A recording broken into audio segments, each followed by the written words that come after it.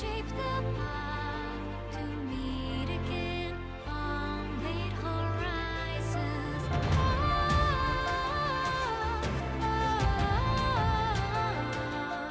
The wind is calling your name, a whisper of the souls who never leave you.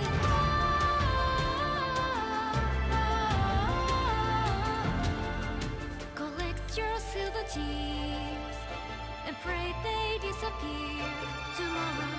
Earth and ether to combine. The light it shows, the dark it knows are tethers. Spirits haunt the restless mind, but seek to find we'll meet again. Can't you hear them?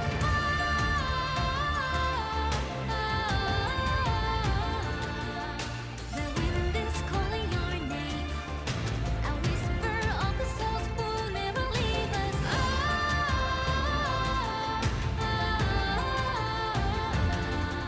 Collect your silver tears and pray that we are here tomorrow.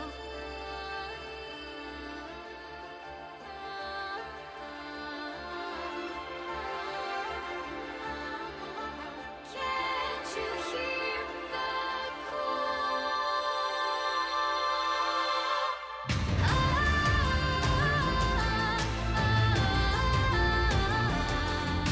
The wind is calling my name, a whisper of the souls who never leave me.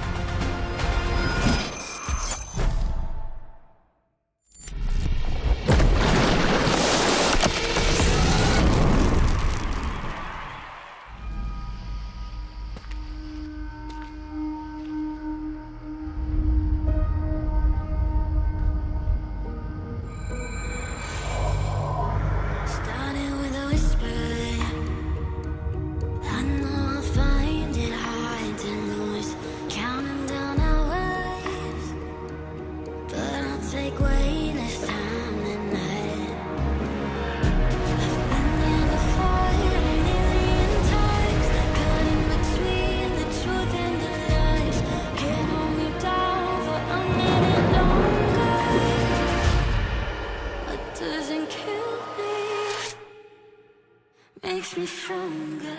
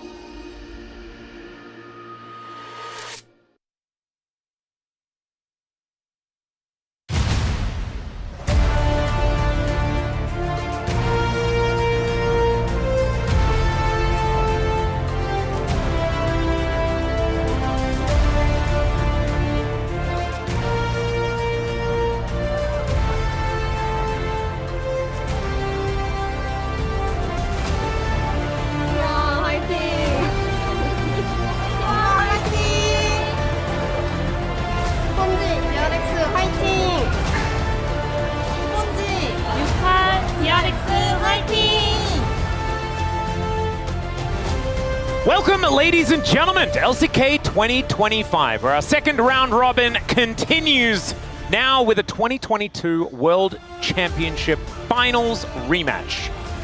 That is very, very different to what it was at that point in time, and I'm feeling a little bit facetious after saying that. But still, it is a big deal because DRX could find their first 3-game winning streak of the season. That's right. T1 are also on a streak right now as well. Both of these teams look like they've gained some momentum and have kind of stabilized, because both teams were definitely having an up and down start. For T1, the loss against Bro really hurt. For DRX, only getting that first win against DNF early on in the season, they're going on a massive losing streak now. They're on a tear here with LazyFeel in the starting position down the bottom lane. Seems like communication, shot calling is a little bit crisper now that LazyFeel is in the roster. So both of these teams right now going upwards. I would still massively favor T1 coming into this one, but if you asked me about this matchup 2 weeks ago, I would have said I feel like there wouldn't even be a chance for DRX. Now, I feel like this series is definitely still T1 favored, but a lot more interesting, Atlas. I would 100% agree, and oh man, how the mighty have fallen. D+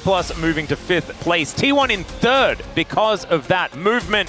And DRX, as we mentioned already, not necessarily having the greatest performance, still miles ahead of DNF, but that is not necessarily the most amazing news that you can have. Does certainly feel like an upper versus lower style of matchup here between these two squads, but moving up to 4 victories could actually be a huge deal for DRX if they do want to make it into the Legend Group potentially at the end of this round robin. Because as we mentioned before, looking for their first 3 in a row here. But T1 is difficult opposition for this squad. It's been a long time. T1, if they are able to take that win against D+ and this win against DRX, they move to 4 in a row here. And it's definitely a week where it feels doable. Starts with this matchup here, and LazyFeel up against Gumakeria. He's had some pretty weak laning phases throughout this year. It's outside the lane where he really shines, right? Yeah. And I'm not saying he's a bad laning player, but I feel like that's not his strength. It's team fighting and what happens around objectives. Whereas Gumakeria have been known to be strong in lane, but not necessarily right now. We've seen Gumakeria be a little bit less stable than we've seen in the past when this duo was double marksman dominating the bottom lane. And you can see Keria, speaking of, half of that duo is about to hit 5,000 assists because he's a support player. I think the chances of him hitting 21 today are pretty high. Yeah, I would agree. Man, all-time assists led by Faker, of course, but Lehen's very close behind. As him and Peanut been playing for quite some time, of course. Lehen's being able to make it after, debuting 3 years after Peanut is kind of nutty. Definitely shows that supports do tend to get assists. They're and very Lehen's helpful. Pretty good at it. They're very good at supporting. Indeed. Not a surprise to see Keria #1 assist champion is Nautilus, but his Thresh is up there. I think that's one of the picks that I've always associated with him as most iconic. But also his top 5 win percentage is Nico, which is very relevant right now, is his #1 there.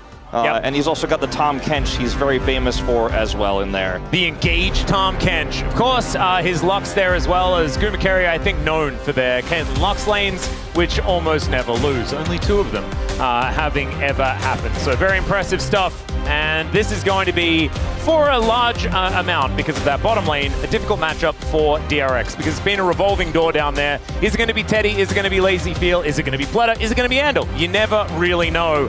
And I think finding some stability towards that bottom side of the map could be a really big deal, because I think elsewhere they have shown some stability. I think UCal and Rich have been great additions to this team. Even though Rich has certainly had his ups and downs, we know he's capable of great things. UCal as well, the best cheerleader and also pretty dominant player when he's on form as well. So you never really know what you're going to get. We'll see whether DRX can surprise us here today up against the Titans that are T1. I really think Sponge has had a big resurgence here in the LCK. I do think that he has bounced back in a big way. And because of some of his earlier blemishes this year, I think people aren't really talking about it, aren't really honing in on it. But you can see first blood percentage is actually first in the league across junglers here. Actually has quite a bit of solo kills as well. Wow. Owner, on the other side, he's got some of the best stats in the league. He is by far, I think, our best performing individual jungle player right now. And people keep just giving him Xin Zhao in every single game one. So I want to see DRX not do that. Maybe don't let him have Nefiri, don't let him have Xin Zhao, and don't let him carry T1. Because even when T1 have some rough performances in the early game, he shows up in a big way. He is the repairman of this team. He patches the holes. And when it comes to late game fights, he is always going to make a big play. Yep, and in the Telecom War, I think I was incredibly upset at the way KT drafted with zero respect for how incredibly good Owner is. I think he's a top 3 player in the league. Where you even put him there is debatable, and we have some players that are performing absurdly well. Like Zeus and Chovy exist. Chovy has become like, he's hit godhood again, which is kind of what happens around this time of the year, every year for the last 5 years. But Owner, I think, is in that conversation for best player in the world at the moment. He is just performing so extraordinarily well, even if the rest of his team isn't necessarily able to carry the same weight. The reason this team is in 3rd place is because of Owner. I think if Owner wasn't there, if it was a different jungler, I think T1 would be 7th, or something like that. I do agree, and I also think that if Owner wasn't performing as well as he is, like I think even if he was performing at like 75% of what he's doing right now, T1 and we have seen that before, right? Yeah. Owner hasn't been a perfect player forever, but this season has been incredible. It really has been for him, and when the rest of the team is not living up to the back-to-back World Championship level performances, he has been able to get it done. And sometimes when you have a jungler that's just that good, even if you are only 7 or 8 out of 10 of your power level for the rest of the roster, Owner can get you those wins. And he has been doing that a lot. There's been so many T1 series where we're like, oh man, they're behind in the early game. The laning phase didn't go well. And then Owner just makes play after play after play. Keria too, I think, has really stepped it up in the last few weeks. You know, early on this year in Kespa Cup, or, you know, he wasn't playing Kespa Cup, LCK Cup. Those names always troll me. And then the very beginning of this season of LCK 2025, I feel like Keria was heavily criticized for having some shaky performances. The bottom 2v2 lane had that revolving door of Smash and Guma, right? But I feel like now that Guma's back in the driver's seat, Keria has since been performing better. So I do favor T1 a lot here, but I'm looking forward to seeing DRX's approach to this draft now that Lazy Feel seems to be their mainstay starting AD carry. Yep, and also on a new patch as well, you never really understand how things are going to go until it's all underway. Is the, nerfed Gwen going to be an issue? Of course, Doran has been kind of using a lot of the power picks that he's got because they're strong in order to win. Maybe it's going to be a more honest matchup there towards the top side of the map, but it's Rich. Is he going to be able to punish? You never really know. Let's get into the draft here and have a look at how it's all going to shake out. Talia, a champion that wasn't on the buffs or nerfs list, and so is going to skyrocket into some prevalence, as the Gwen's still going to be banned away, this time on the blue side, quickly enough. On the red side, I wonder if DRX will drop the Kalista ban. We saw a lot of drops of that ban yesterday, and just ban Faker's Azir and take that away from him. I think that's a pretty easy choice you can make in a draft like this in game 1. Just take that stable, easy B1 pick away from T1 And then you could even ban Xin Zhao with it. So like now we have Vi, Xin Zhao, and I feel like the Azir slots in quite nicely, especially now that Talia's already banned. Doran also not likely to play the Jace, as T1 will give him the freebie extra ban. I would ban Pantheon if I was DRX. You just hope that the Neferi nerfs are going to be enough to stop Owner from playing that champion, and then just ban away Pantheon. And I think they're the most dangerous Owner picks at this point in time. I do agree that if you were going to ban a third jungler, that would be the one. But they'll take the Azir I was suggesting instead. Probably smarter, but I just like, I think that banning out Owner forever is just a really good idea against this team. Such a T1 move, right? Ban the Talia, you get either the Victor or the Azir on blue side. They've done this so many times this season where they just first pick a safe pick for Faker and then draft around that. Oh dear. Sponge looking for the Neferi. Now he's had a few very good games on this pick. They could go Neferi Jace here. They don't need to pick the Jace. So they could, if there's something else that they feel is higher priority, they could leave the Jace because we're not expecting Doran to play it. And I think Rumble, certainly something that Doran would prefer to gravitate to. There's that Pantheon that we were talking about. An understandable lock-in here, and the Jace will be locked away for Doran. He is happy to play it, just hasn't had as much success on it as our other Jace players. Even though Rumble has also been, you know, this season, we haven't been super high on the pick and where it is priority-wise. We've had a few Rumble games, you know, over the last week and a half that have been pretty insane. But the Jace is really strong into the Rumble early, have played well. And I think Doran, despite that big loss he had on the pick, is going to shy away from it. As another Annie draft. You and I were talking about this before the show. I said it when we did the pre-show yesterday. I was like, Annie's coming back in mid lane 100% here in the LCK. Yep. And now two of our East Side teams have already locked in. We saw Vikla play it yesterday and UCal likely to play it here. I suppose it still could be flex to Andil, but I think it is going to be a mid-pick. Yeah, this is absolutely huge. I love the fact that Annie is back in the meta. I just think that the champion really helps our teams that are struggling with coordination. You know, you give the Annie to a player who is very vocal. We know UCal, pretty vocal. He doesn't need to think about what he's doing with his hands because Annie doesn't really require very many of them. And so he can just be that cheerleader that we know him for. Flash tibbers, start fights, make things happen. We'll see how it goes. There is a lot of cooking, though, in this team already. A lot of mid-game power behind both the Equalizer and Tibbers combination, right? You can hold them in place. And the fact that Neferi does want to get that snowball rolling. Some support bans coming on through here is the Tom Kench that has risen to some priority recently. Going to be taken away from Keria. Kellen play it with Diablo on the Jinx, and we know how much Keria loves to play Tom Kench, looking for his 5,000 assists. Guma loves to play his Jinx, so they could still go Jinx Lulu in this draft if they want to, but the Xayah has been such a go-to here. This feels like such a T1 blue side game one draft in like every single metric. And sure, the Jace isn't one that you're super excited about based on Doran's performances so far this season, but you know he will play it. You know he has played it so many times in the past. It's just such a staple pick here. And yeah, you don't have the recon for this Xayah here, but there's a lot else you can still lock in. Like, you can still even play Nautilus here, and I feel like it works pretty well. Gragas is one that Keria has gone to a lot. Kind of like the Gragas idea, being able to split up the fight, get the cow out of there, stop easy, comfortable engages from coming through. And Keria has, I mean, I remember back on DRX, you know, one of the most terrifying lanes for Defton Keria was actually the Kalista Gragas. His Gragas mechanics, I think, second only maybe to peak performance Tucson from back in the day. Yeah. But his support Gragas is absolutely fantastic. Theoretically, a flex, I guess. Yeah, I was going to say, in other patches, we might be like, oh, is it Pantheon support? Is it a Gragas jungle game from Owner? But I don't think in this meta. Ooh, I love this Jhin pick here. Actually, you have such great setup. Because you have the Neferi, you have the Alistar for frontline, and they're going in. The Annie is also going to be looking to lock somebody down, and the Jhin can follow up no matter where Annie is. If Annie is on the other side of the Baron pit, if Annie is flashing a wall to set up the stun, doesn't matter where Jhin is because he can just instantly open up his ultimate and look to follow up.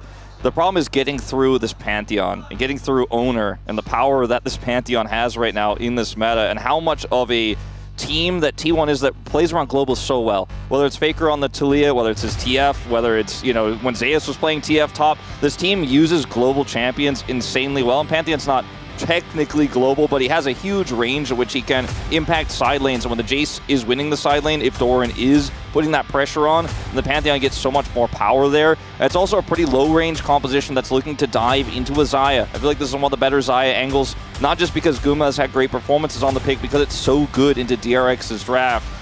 So I love what both teams have put together here, honestly, Atlas, but I do, again, think when you put the nameplates on, slight favor to T1. Yeah, this is the thing. When a draft is even slightly even, it does force you to have a look more at who's going to be piloting them rather than anything else. And I would agree with you. I think T1 have certainly made it out like bandits as far as the mid jungle is concerned. We know jungle is going to be where our eyes are glued in this game.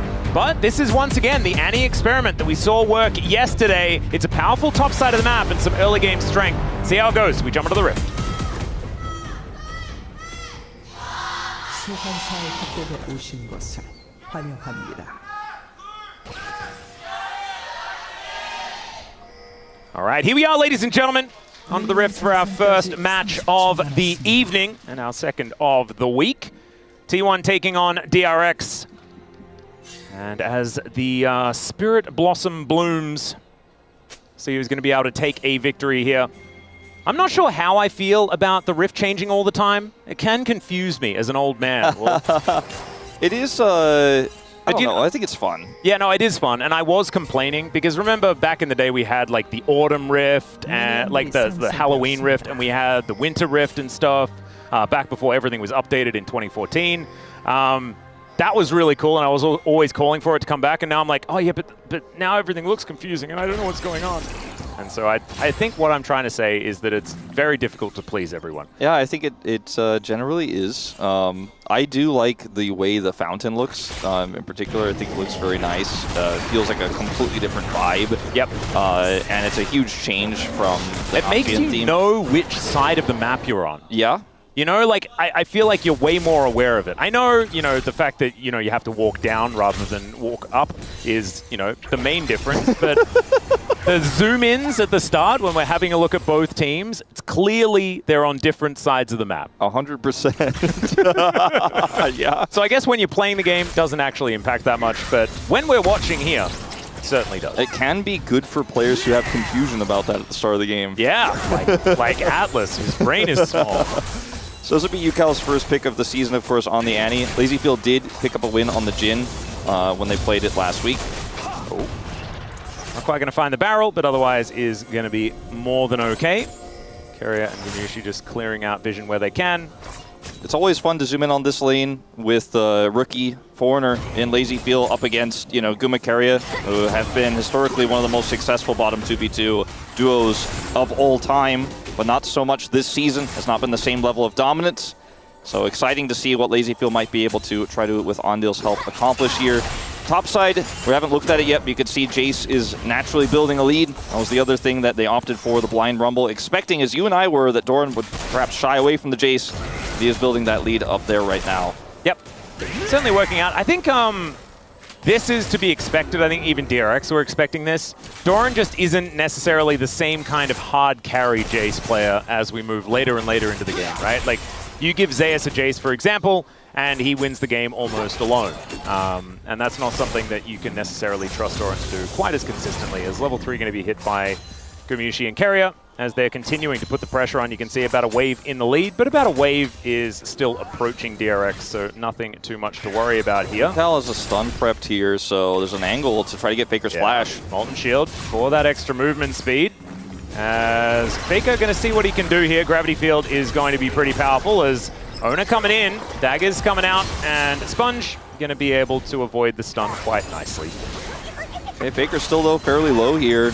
Not sure if he'll stick around. They will need some help. Keria does come over. So is Ondil. This has suddenly turned into a bit of a 3v3 here in the mid lane.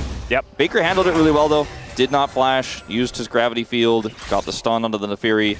And now it's going to be Sponge heading to top Scuttle. And is actually being followed by Owner, in fact. So the fight will continue. You have to imagine here. Yeah, it looks like Sponge will be able to just come on over and take that turn into a mid-gank. Wow, the full wraparound and the ward value that UCal got there, pretty dang high. Yeah, that was such a clever move from Owner. He is going to be seen, of course, by that ward. But that was really slick. Yeah, really cool stuff. I actually kind of expected that he would also head over towards that top side, try and contest for the double scuttle. Not going to be greedy, just going to be opportunistic, and I absolutely love that. As Carrier doesn't have a whole lot of mana, Deadly Flourish is going to help soften up the Gragas, but not too much else going to come out of this, especially with Gumayusi making his way up the lane. Carrier not wanting to start anything as Rich is flashing for Doran, who will immediately respond with his own.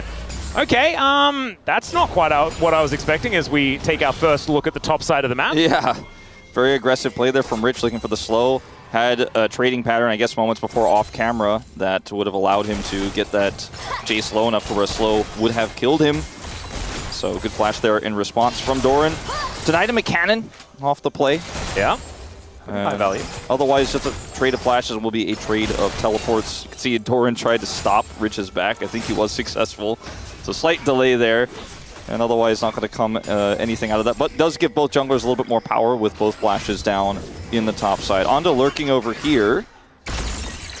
And it is even more scary than usual.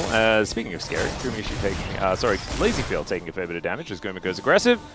But as level 6 is being approached, the Annie needs to be mentioned again. Because of course, Flash Tibbers is still exactly what it was all those years ago. Yes. And even just a few years ago. Yes. And then many more years ago than like all those years ago. Ona flashed. And Rich walked. Nice press scrap shield. Yep, nice work on the walking. Just out of range, you could imagine, there for Ona. Nice attempt there, but now feeling bad about losing the flash, and Sponge is going to be seen by this ward, so I think should come of it. Yukal gets 6. Yep, he's going to get stunned up by this gravity field, and he's tanking an entire wave as well, so I think you're going to need to be, doesn't need to be as careful. Faker's so safe in that last exchange with Sponge and didn't have to flash, now generated a small CS lead, got Prio, is going to come up here and challenge Sponge with Owner, playing the Victor out incredibly well. Yep, as we'd expect for Faker on this champion, he's been so good at it so far this year. He has mentioned before that he does have a relatively small champion pool at the moment, but this pick has been very good for him. Absolutely. Yukal's going to be super happy he can pick up some of this honey fruit for a dragon contest and scuttle contest. And it looks like it's just going to be the scuttle they grab for now. Yukal did buy his Boots of Lucidity, whereas Faker got some magic resistance, which will help him in this lane. Here comes Sponge, though, and they can try to dive Faker if he's greedy, but he's just simply not. Faker's positioning has been so good in this lane. He's played through so many anti-metas in the mid lane, so he's pretty familiar with how the matchup works. Yeah, he's been playing against Annie for like well over a decade. So you could imagine probably not going to be tricked too many times. There have, of course, been some pretty big moments where Annie was in the meta. You mentioned it. I always think of Knight, you know? And it wasn't great memories. You know, something to mention, too, is Faker has had, even though he's had these stable champions he's been drafted oftentimes, kind of pushed out of lane by a lot of different players, you know. He struggled against, most recently, Closer in that BNK series, right? But yeah, he's generated a pretty significant lead here. Was a lot of attention given to the mid lane by Sponge and Owner, who helped bail Faker out there, but Faker actually having a really nice start in this game. So the big bounce back, you'll love to see this after the GOAT has had some mediocre early games. Not this time.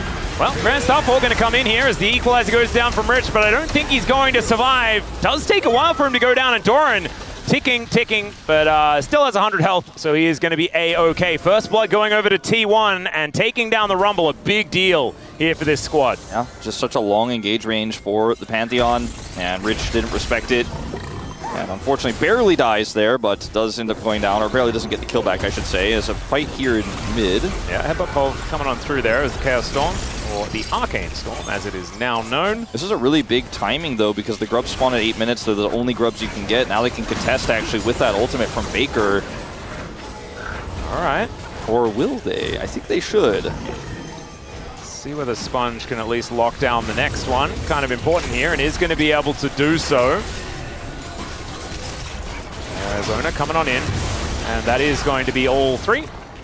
Actually, never mind. T1 actually able to get one of them. Yep, they got a little bit one. Confused. But it's still the feats of strength is 2 for 3 now, so DRX do get the objective feat of strength off of that. And having 2 grubs is pretty big. And it's like having 4 grubs, kind of. Not exactly, but similar with the new way that the grubs work on this patch. So, big win here for DRX, despite the fact that Faker was able to get that wave pushed in with his Chaos Storm. Able to actually get the contest away. Yeah, it's sort of not really how it works, but I just sort of divide the grubs in half now and just apply everything to half the number that I would have otherwise applied it to. And that helps my brain. As LazyField does find himself a nice little stun, but Doran answers really well there. And now Doran gonna have to play some DDR, and look at that, side to side to side to side, and he absolutely nails it. LazyField even giving up as he just kills the wave. This could be a trick though, good ward from Doran. Yeah. Oh, Shock Blast almost just killing LazyField, and thankfully for LazyField, he walks onto... Okay, there's the flash, and the answer does come through. There's the headbutt from Andil! Down he goes! Oh no, Doran absolutely baited. Still does get the flash, I guess, but that doesn't feel good.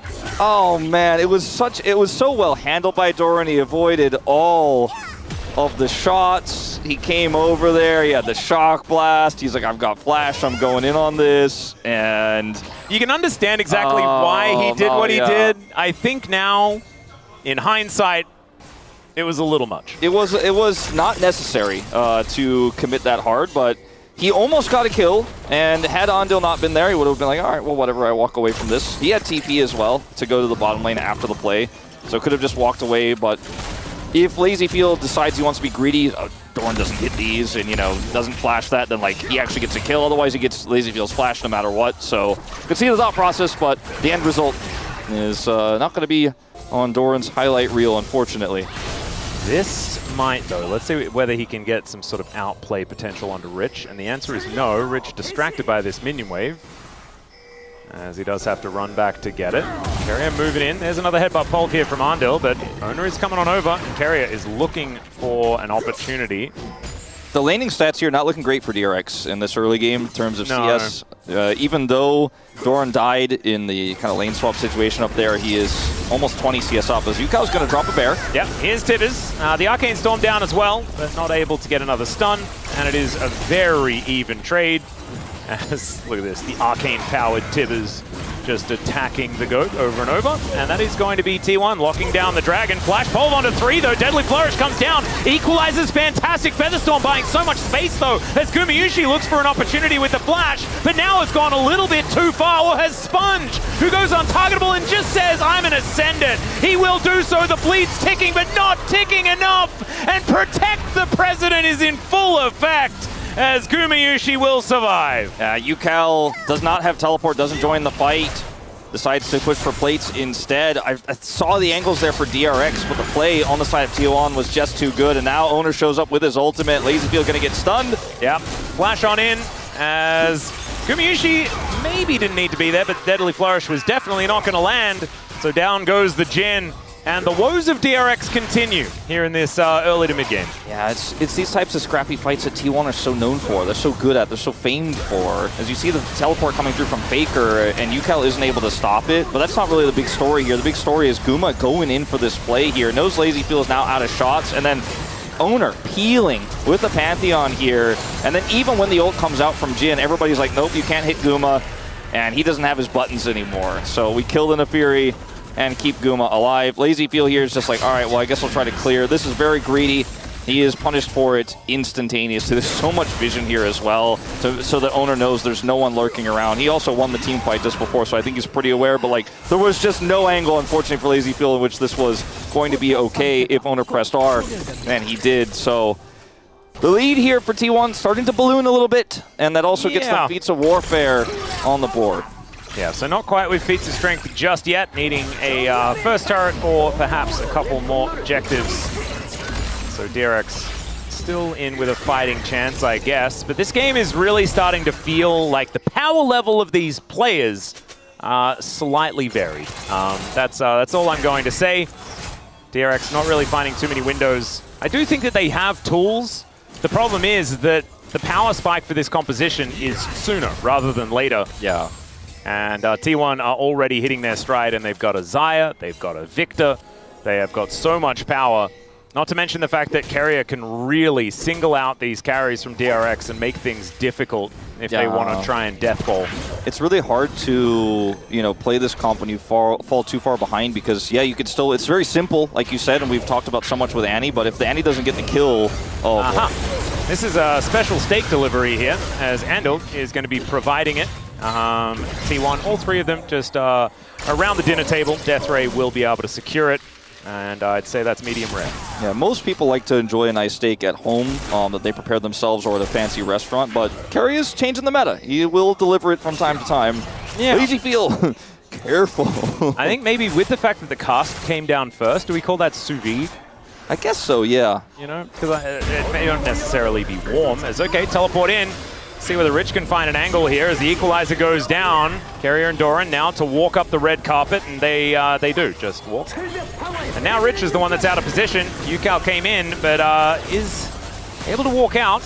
Had to invest the teleport in a play that isn't necessarily working. Let's see whether we find ourselves a stun, as it doesn't quite work. Gumayusi in trouble though, and he will just burn down. So finally they get their prize that they've been looking for oh so long. And Gumayusi does go down, but they have to trade it for this outer turret on the top side of the map. Faker will be taking that. That will secure feats of strength here for T1. I think the thought process for T1 is while Faker doesn't have teleport, he could just call, all right, just delay the fight there. We have a Pantheon ult. He can join in instantly, and I'll get this turret. Unfortunately, Guma ended up being an unnecessary casualty, I would argue, there in this fight, but T1 were very aware that they had control of the map, and that's first brick, which means feats of strength. So Faker has just probably made this call a million years ago when the fight breaks out, and this is a very aggressive teleport angle here from the Annie, right? This means that Carrier and Doran have to walk up as we're actually going to live, where Rich is... Yeah, he's flashing on Faker.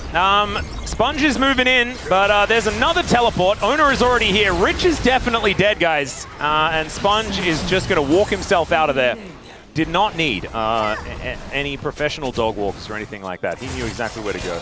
Yeah, sadly we didn't get to see the end of that replay, as I really wanted to see what how Guma got cut off there. I guess he just wasn't quite able to rejoin his teammates and ended up falling, because I like the play from T1 there in the last moments. Now they made another proactive one. And yes, there was a split pushing Annie on the other side, didn't have teleport, but she's not quite able to get the turret.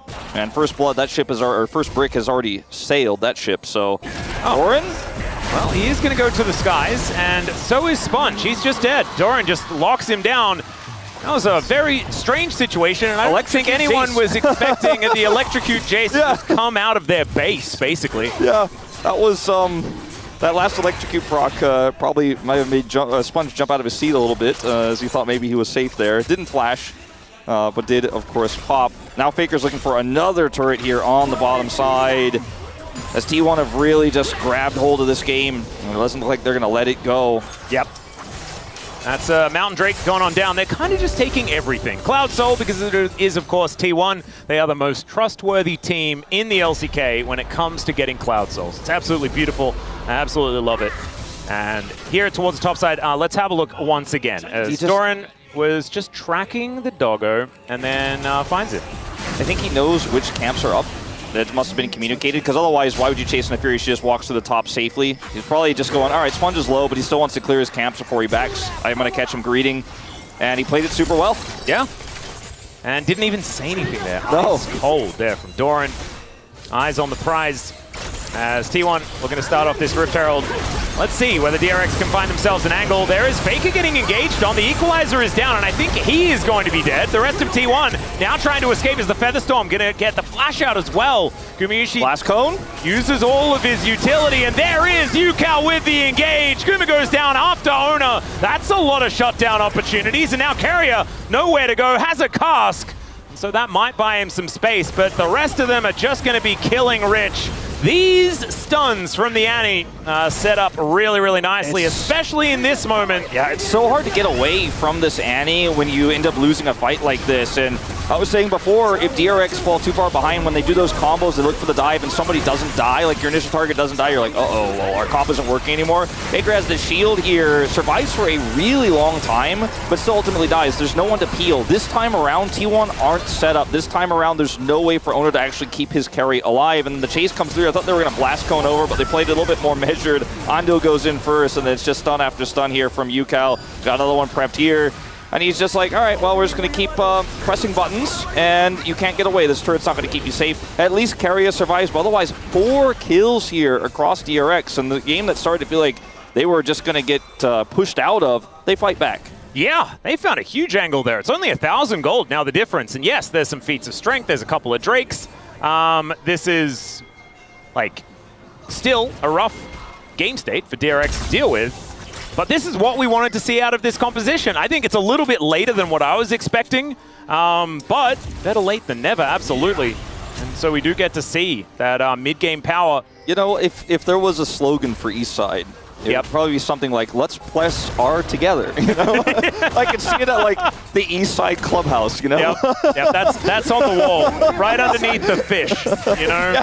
Yep. And, I mean, it's just as simple as that, as Rich may be in trouble. I've seen this play from Doran before, as, yeah, Rich is definitely in trouble. There isn't a teleport to come on through here, and Doran is teleporting away.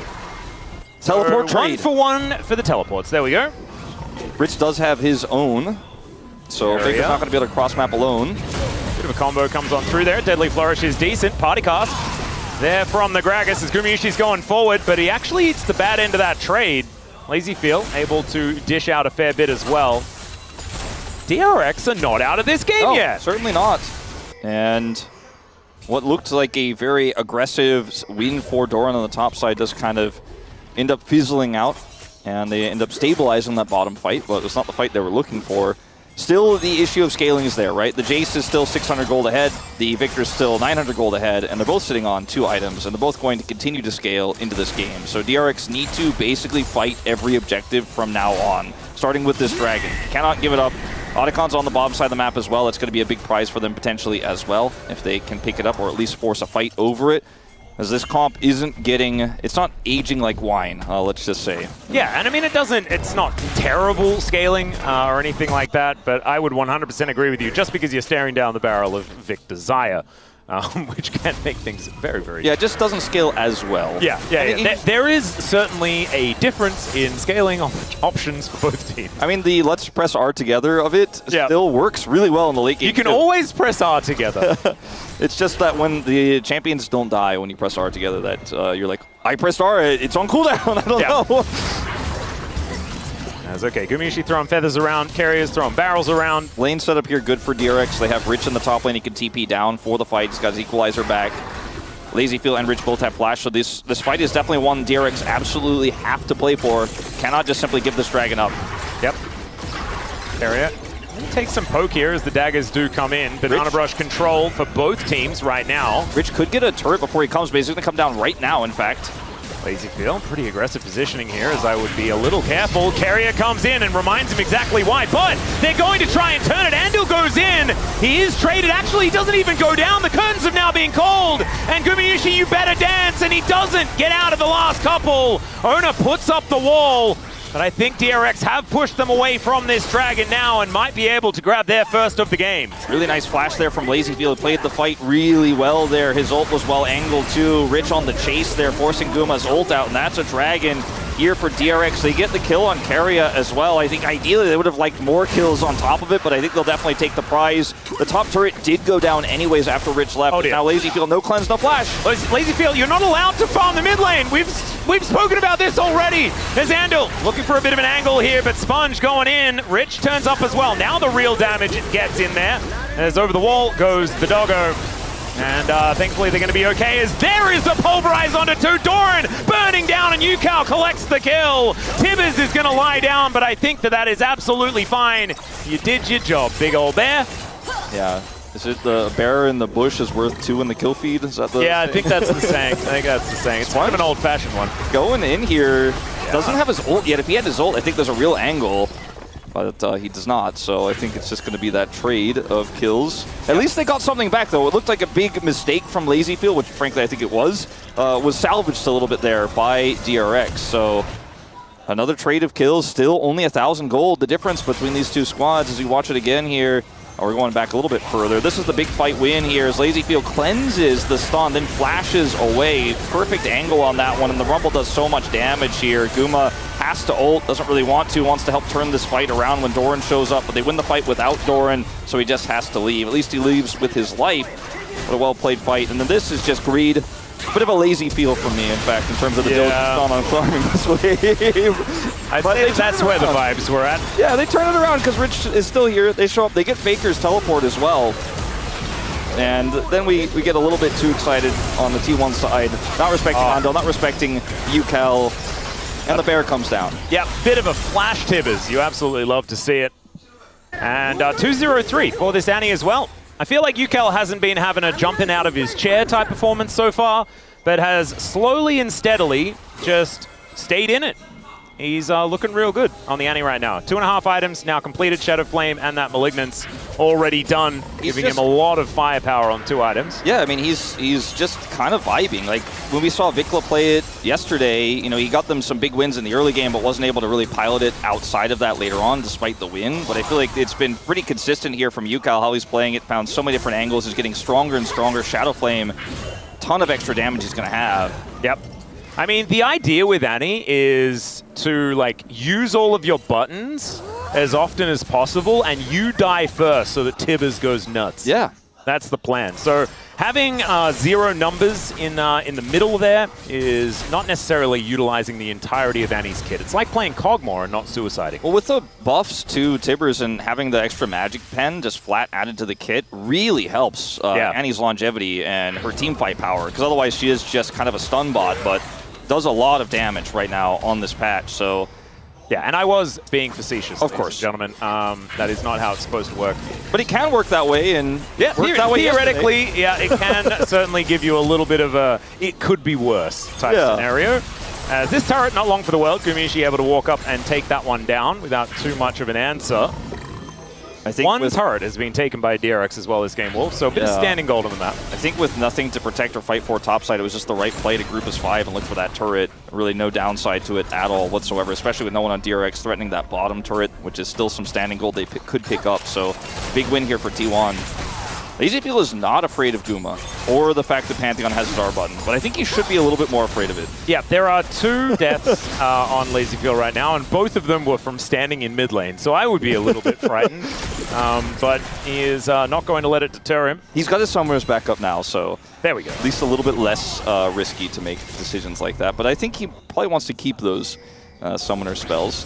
Now the Xayah is really big, and wasn't really allowed to fight the last few big skirmishes, but I think, you know, a real 5v5 group up where T1 are actually playing as a 5-man unit instead of, like, you know, Faker can't teleport or, you know, there's an Annie in the bush. I think the Xayah is going to do big numbers in this next fight. Same with the Victor that does have an arm guard, so Faker will have an extra life here, so to speak.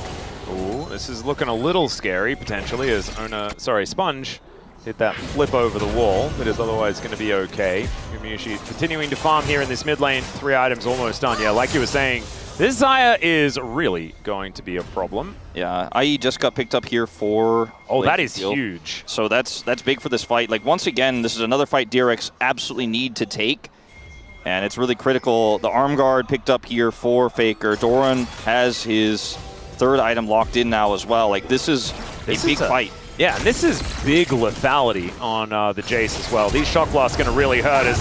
That's just chain CC, and yes, he manages to go up into the Featherstorm, and that just doesn't really do anything. So Gumiushi just caught in mid lane. A little bit of what Lazyfield was experiencing is going to go over his side, and now DRX moving towards the Baron.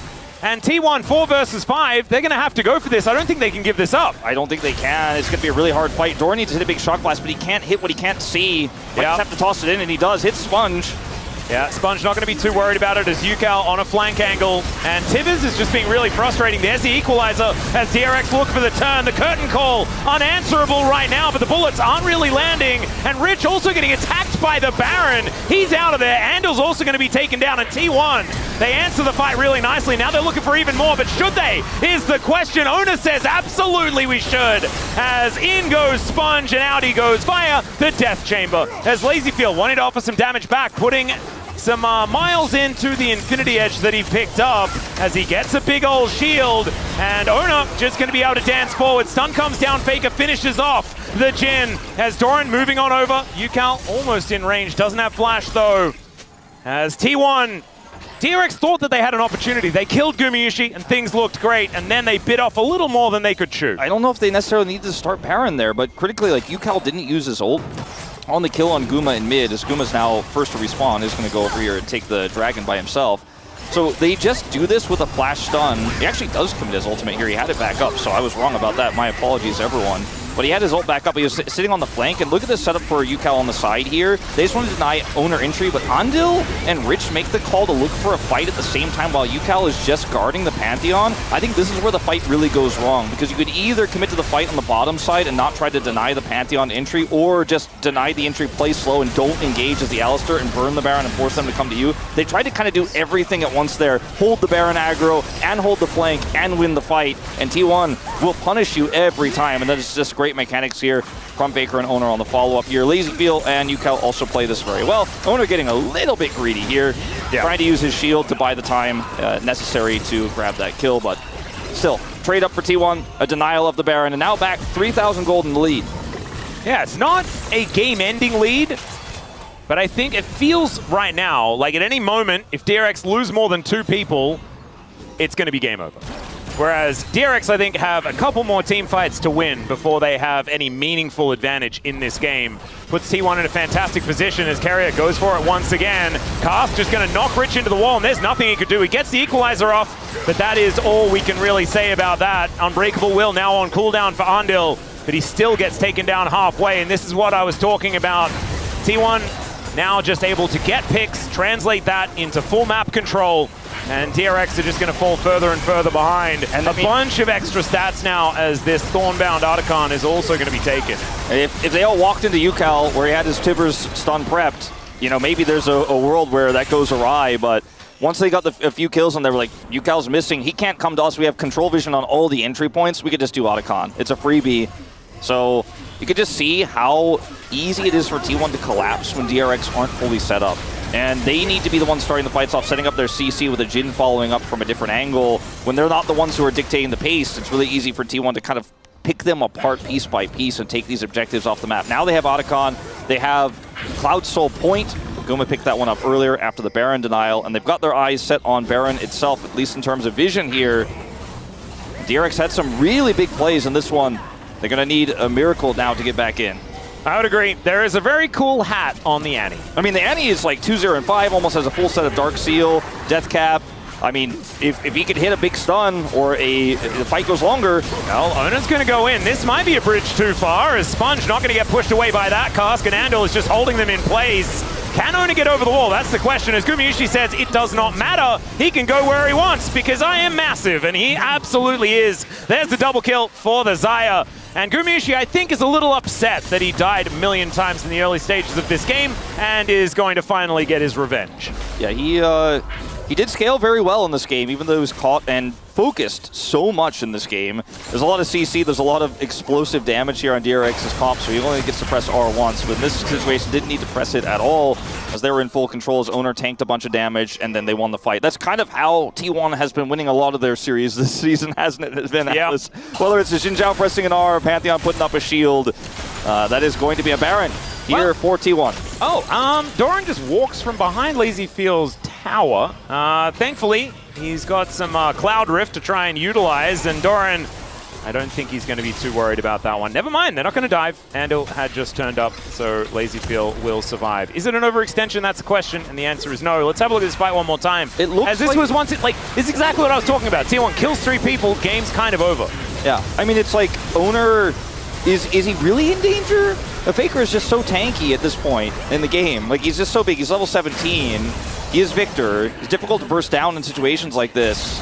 So he's just on the flank, and then the collapse is there. Guma's huge, and he just gets to clean up. Faker denies anyone else from following up, and, you know, focusing a Pantheon, the only option DRX had, but it wasn't going to be successful. Now Owner's level 18. Yeah, that's a 3-level lead. This Doggo not looking too hot right now. Although it is a hot dog, so it's a bit weird. Probably should be at least warm. more like a chili dog right now. Yeah, definitely chilly. That's okay. LazyField, can he protect that? Oh dear. Yukal not going to quite find the Tibbers angle. Kind of tells the story of this series a little bit as Grand Starfall comes in. Decent cap jack there from LazyField, but I don't think it's going to save his life. A spear will be avoided, and so maybe Owner is not going to be able to get that one done. Still, he survives, and they take down Rich as well. And DRX just a little too far behind, ladies and gentlemen. T1, they've scaled into this game, and they are going to utilize that to take down this Nexus here in game number 1. LazyField just going to have to dance away from some of these skill shots as he watches his Nexus explode, and I don't even think he's going to be able to do that because Carrier decides that he's worth killing. Let's do it. T1 take down the Nexus, and we'll end game number 1, and it looked like another day in the office here for the squad. Yeah, I mean, it's just better team fights, better objective control. Even though there were some really cool angles, some nice punishes from DRX, they were able to punish a lot of Carrier's engages, they were able to catch Guma a few times. It's just the power of Owner, man. Yeah. He goes where he wants, he's unkillable. You put him on these champions where he cannot take damage, and he will go where he pleases, and the rest of T1 will follow him and actually get the kills as he just absorbs all of the pressure. The guy is just on another level right now, and sure, they left open the Pantheon, now it's Fearless ban, but I still think you gotta keep banning the Vi, you gotta keep banning the Xin Zhao. Not allowed to have those picks. I think for DRX, you shouldn't be too unhappy with how this game went. I think there's a lot to clean up in terms of how Rich was playing the side lanes, how LazyField was being extremely greedy in mid, but coordination was there. And I feel like for a lot of this year, we haven't been able to say that about DRX. And you brought T1 to a close game, you kept it pretty even through the mid game, so I think you probably should hold your head high after this loss. But T1, they're looking for that streak. They're looking to go 2-0 this week, and it looks like you said, business as usual for a very T1 Game 1 Blue Side draft. Oh, 100%. And it felt very comfortable as the game got later and later. Victor and the Xayah got online. And unfortunately, even though it was a cool draft from DRX, you understood how it was supposed to work, it didn't. We're going to go to a short break. When we get back, the Space going to break that one down, then we'll have game number 2. See you soon.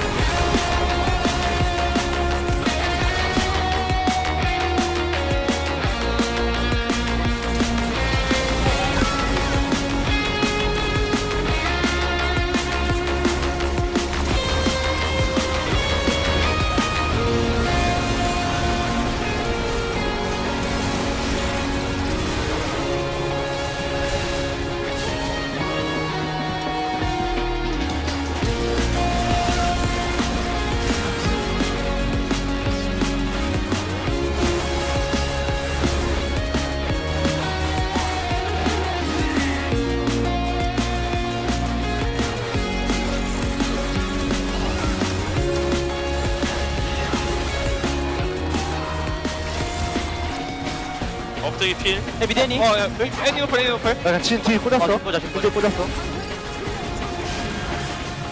림본. 우리 라이벌. 야 우리 애니 오플 노공이야. 씨, 나 죽었다. 괜찮아? 나 살았다. 애니. 맞아줘. 애니 마무리 됐어? 맞아줘. 맞아라고. 맞으라니까. 이 사람 풀은? 항상 승관이가 봐요. 노플. 토스 해줄게. 이거 차 깨봐 일단. 해봐. 더블 이슈. 간다. 한 번만 테스트. 9 squares up and gets ready to try to challenge here for the Baron. Licorice knocked out of the fight here by the Keeper's Verdict as Audieland. Oh, the objective body is claimed. It's Loki stealing it away. You gotta be kidding me. Take a look at the split on the damage. It already got rended. He ulted through. Oh, wow. It's that way to get that dough, but I don't break cause I've been broke. If ain't no pain, then ain't no growth. To keep it 100, I came in to run it and bet if I had to, I'd do it again. coisa. Será que ele faz um milagre?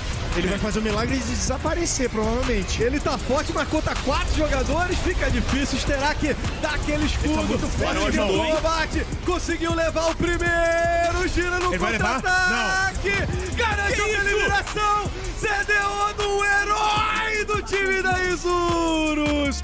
Parou o Barão adversário. Descomunal do José Deodo nessa partida.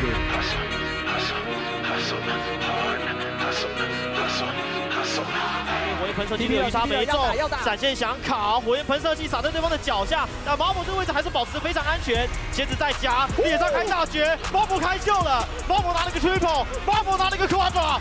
4连杀的机会，毕竟是小动物，阿远原地开惊人，但等待他的是毛姆的电磁炮，毛姆大家喷他 KO， 比赛准备要结束了。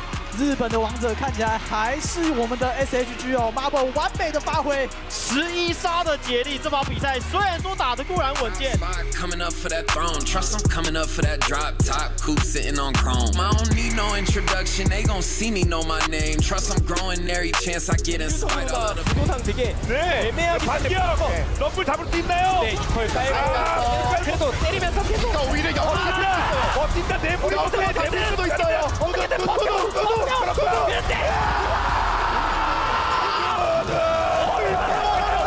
이제는 더 이상 물러설 것이 없어.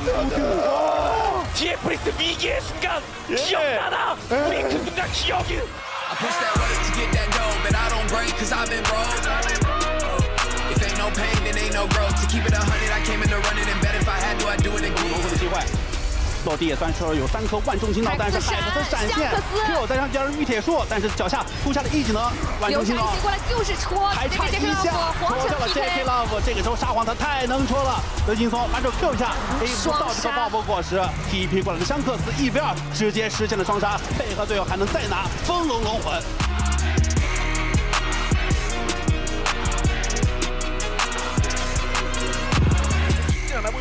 이러면은 이제 턴을 썼기 때문에 바텀 쪽에서 체력 관리하면서 라이즈 내려오고 데이스 라이즈 내려오고 화면 아니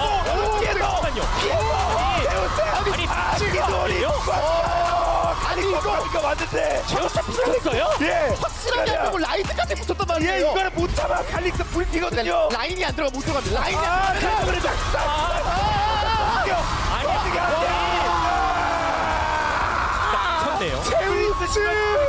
제우스! 아니 요리들이 횡이동하는 게 그 횡이동이 미쳤습니다. 네, 그러니까 접히면 안 들어가. 아니 이게 전멸 없던 제이스라서 가끔은 거의 PK 각이었는데. 아, 네. 전멸도 없었죠. Came in to run it and bet if I had to, I'd do it again.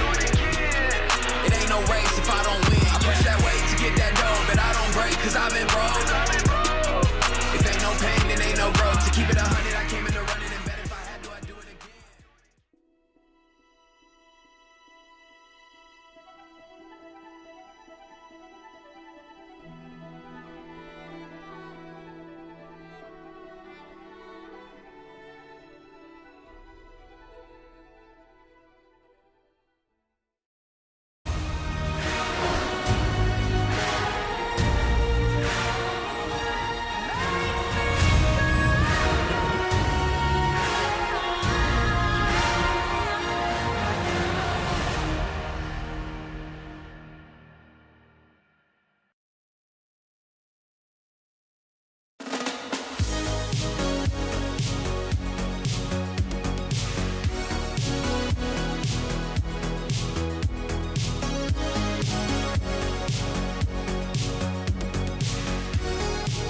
Hello everyone, and welcome to the space where we are celebrating a happy Oboe now, which is known as Parents' Day. And in fact, all of May is kind of known as Family Month because it includes Children's Day, Parents' Day, and Teacher's Day. And we got to learn from the ultimate teacher, Faker, in game number 1 as T1 take care of business here against DRX. The symbol of Parents' Day is the carnation, which is what we're wearing right here, which is also the same color of T1. How about that? Chronicler and Wadid are here as well.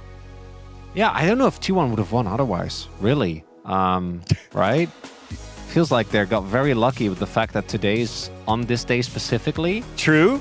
Otherwise, yeah, I don't know. No, we're joking. I do think that DRX are continuing their upwards trend, right? I think there are still a lot of the same issues that we saw before, but let not forget there was a, 2-week period where this team looked completely cooked. I still think the introduction of LazyFill has been great, even though he comes with his own drawbacks.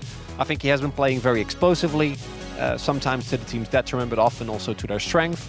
But T1 is a much more well-rounded team, and the shot calling has gone nowhere, so actually beating him is a lot harder. Yeah, they look so much better with LazyFill especially, and also I really like the idea in the draft as well. But as you mentioned, I think they have really great first step, but afterwards it's not working out. I think that's mainly because T1 is fighting for the objectives, but DRX is more playing around, looking for the kills only. You know, great parents are there when you have all the emotions, when you're happy and when you're sad. And you know what? T1, as the parents of Doran, were there for him when he was a little sad. Here's the range of emotions from Doran. Yeah, I mean, I think he started off really happy at this point. Happy Doran? Yeah, happy Doran here. And then another happy Doran. Maybe we skipped the one replay that he was in a sad mood, that he flashed for LazyFill. But yeah, I mean, this is all happy Doran that we expected from the Jace first pick, you know? I think this should happen whenever you pick the Jace in the first phase. And I think that was the main reason why T1 has kind of shaky moment, that they cannot really play a carry top lane. With Doran, especially with like Rumble, Gwen, Jace, I think finally Doran slowly stepping up with his picks. Yeah, and one of the big things with Doran is that I don't think he can quite bend the game to his own play the way that Zeus could, right? That's the reason why Zeus is so highly regarded. But I think we got kind of classic LCK Doran, where we did have him chasing underneath a turret for no reason and dying unceremoniously. And then the follow-up where he is still able to make an impact inside and in teamfights as well. Well, you know who also had a good game? Rich. And there were constant team fights that DRX were able to pull back, and a pick in the mid lane that then led to this Baron call, and we really wanted to talk about... Saya's dead. Yeah. Saya's dead. 5 versus 4. 4 versus 5 for T1. And for DRX is 5 versus 4, which means that they should win this with at least a flash up. I'm just... So what happens here is Yukel is just trying to fight Owner, and Owner obviously just doesn't really partake in that, because why would he? It's very funny that Carriat dies to a trap, but DRX is still effectively fighting a 5 versus 4, even though they're a member up.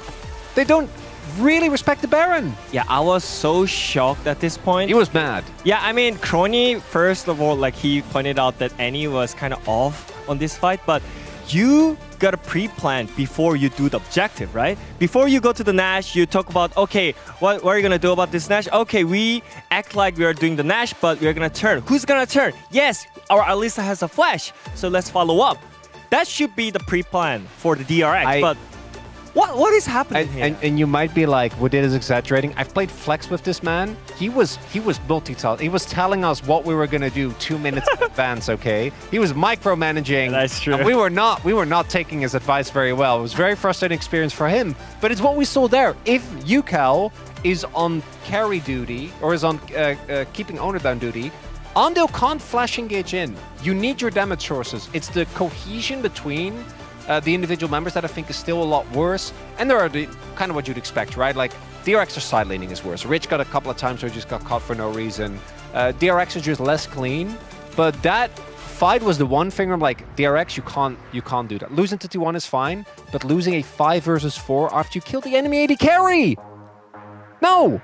Absolutely not. And that was part of the reason why Teddy was removed from this lineup, to give the talented LazyFill an opportunity to play, but also an opportunity for Sponge to shot call these type of complex situations. And instead, looks very similar, all on different pages. They get punished, they fall out of the game and lose game number 1. However, they still are in this series. They have an opportunity with that man on your screen in terms of the sign, LazyFill, and the rest of the squad. Let's see if they're able to bounce back, or T1 go on a 3-game winning streak. Let's find out, Dagon. Indeed, And it is time. Game number 2, let's see whether DRX can at least bring us to a third. We'll see whether Carrier can get 8 more assists to reach 5,000, being the third person to do so, I believe, in the LCK as well, which is fourth person to do so. I think Peanut and Lahens and Faker still ahead in the plus 5,000 land, but being the fourth, still a ridiculous achievement for the man. Yeah. Let's see what this draft looks like as well, because now DRX will have blue side. Yep. So a little bit easier to draft here. T1, that was the game 1 T1 draft. Blue side, you know, kind of an evergreen T1 composition that always works. We'll see if things get a little bit rougher now. If, for example, DRX ban Azir, try to look for the first pick Taliyah. We'll see if T1 ban the Taliyah away. Things kind of get a little bit murky I think for T1. I think banning Xin Zhao is still a worthwhile prospect. Yeah, unless Sponge is going to first pick it, which would make sense, I suppose. But if you let Owner have it, I might let DRX have it, if you know what I mean. yeah. There's a bit of a danger here, as the Vi is going to be banned away, so now it feels safer to ban the Xin if you'd like to. See whether DRX do feel like it, because it could otherwise be a look towards Gumyushi's champion pool. You could just ban Varus and try and pick something a little bit better for Lazy Feel. I feel like his Jhin was utterly forgettable in game number 1, sadly. And so they are going to go on that tack instead, with a lot of Gumyushi's champions now taken away, because Jhin and Xayah are 2 of his favorites. This is such a Taliyah first pick angle, I feel like. Oh, the Xin Zhao got banned by T1. They could have looked. I thought T1 was going to ban something else and say, okay, you get Taliyah, we get Xin Zhao, we like this. Or you get Xin Zhao, we get Taliyah. So I think this one is pretty like non-negotiable. That makes a lot of sense. But let's see what T1 are able to get here in return. As you know, there's no Vi here, there's no Xin Zhao. Maybe we'll see Faker look towards the Ahri pick, for example, one that he's gone to when a lot of those other picks are taken away, especially if the series goes deeper.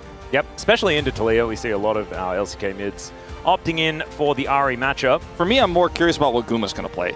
Yeah. Because we've seen him go to the Lucian, for example. We've seen when the champion pool gets thinned out, the Varus is gone, the Xayah is gone.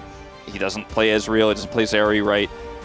Nocturne for Owner does feel very Owner here in this draft. I thought perhaps he'd be looking towards a Viego instead, but wouldn't be picking it this early. But he wants to pick this one up here. Has some decent synergy with the Ahri, and is another champion that can impact the map globally, just like the Pantheon. So it's a great way to play your win cons, but looks like they're going to instead take the MF for Guma.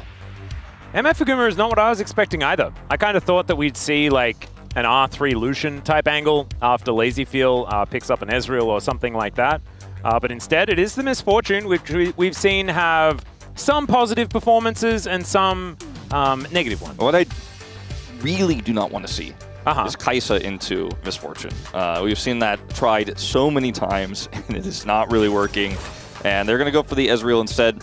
Lazy Feel has impressed us in some of his Ezreal games with really good team fighting, really good positioning, aggressive plays.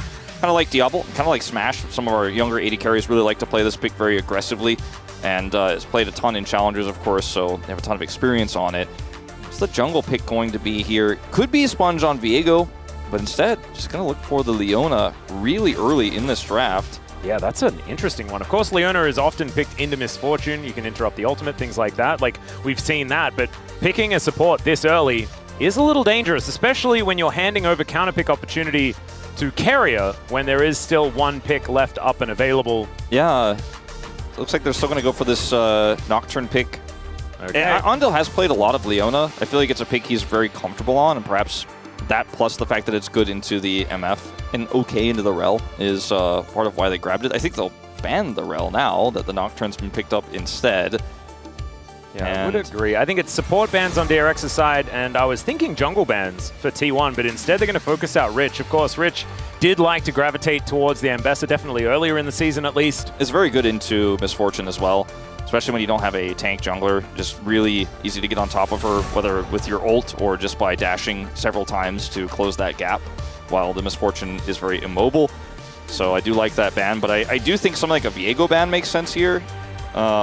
Because you look for the pick with Leona, Taliyah, Viego gets that kill, you get the reset. That kind of fight seems pretty obvious here for the side of DRX, although Viego's been very polarizing a pick. The Wukong, similar situation, obviously not with the resets, but the follow-up to that single target is very, very strong. Great into Misfortune as well. I think it's a really smart ban, actually. I think Wukong would be kind of devastating if DRX are able to get their hands on it. There's the rel you were talking about, so the couple of support bans for DRX, they do get rid of these.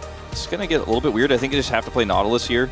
Yep. And luckily, because this Leona was so face-up, they could grab it early. Considering a Bard, and even potentially... I mean, this pick is so strong into Leona, but I think the Nautilus is the safest one, especially into Ezreal. You can guarantee you get that big hit, that CC onto the Ezreal no matter what, even if he shifts away. Yeah. I think the Elise is better for lane control, and I really am not a big fan of blind Elise, but I felt like in this scenario, especially when you have the Ahri and the Nocturne, it was a cool idea, but Nautilus much safer, much more robust. Yeah, does now mean that Doran can kind of play anything as well because you have Engage coming out of the bottom side of the map. I think what they were thinking about was like, oh, well, we'll just put Doran on Ornn or Sion or something like that, but then maybe he's not going to have the greatest of matchups if he does want to do that. So there's the Viego that you were talking about. I'm worried about the Paperman. I feel like Viego hasn't found too many inroads so far. Call me crazy, but this was not what I was going to say. I was going to say, I feel like Cassante kind of goes hard here for DRX. I mean, Rich has been pretty amazing on his Sion. From the other victories that we've seen from DRX, a lot of it has been to do with this guy's Sion, as the answer from Doran will be this Camille. Camille Nocturne, pretty powerful, right? You can play out these 1-3-1s pretty devastatingly. It's great in side lanes. Yeah, exactly right. And I do think that in the past, I would have, in any other team Doran was in, by the way, I would have been like, I don't know if you could trust Doran to be the guy to punish the weak side Sion / Ornn / any sort of weak side safe pick it's really difficult to punish, but he has been so much better about it overall this season and this year. He's moved into T1. He's picking up, I think he's trying to pick up some of the slack in replacing Zeus, right? And trying to be a little bit of what Zeus is, even though it's hard for anybody in the world across all regions to be close to what Zeus is. Camille has been a pick that we've seen very polarizing for Doran in the past. One of those picks he's been drafted in Gen G, for example, is time on DRX, and it's time on Hanwha, where sometimes Doran gets those big wins, but oftentimes it backfires. I think now we can trust. At least I can. I think I'm ready to trust Doran to play the Camille into the Sion, generate the leads required, and to lock down in engages in team fights where Doran has always been at his best. The Ezreal composition that they've drafted here. Could even look for Talia picks. I do like this. I think that's why Sion to me is such a risky pick in a lot of these drafts, because it just puts a hole in the top side of the map. Yeah, it can happen. Rich did show us that sometimes it's not a hole. Sometimes it is just so much health that you cannot get through it. And we'll see whether DRX can channel some of that, or whether T1 just once again are gonna look better. Let's dive into the Rift.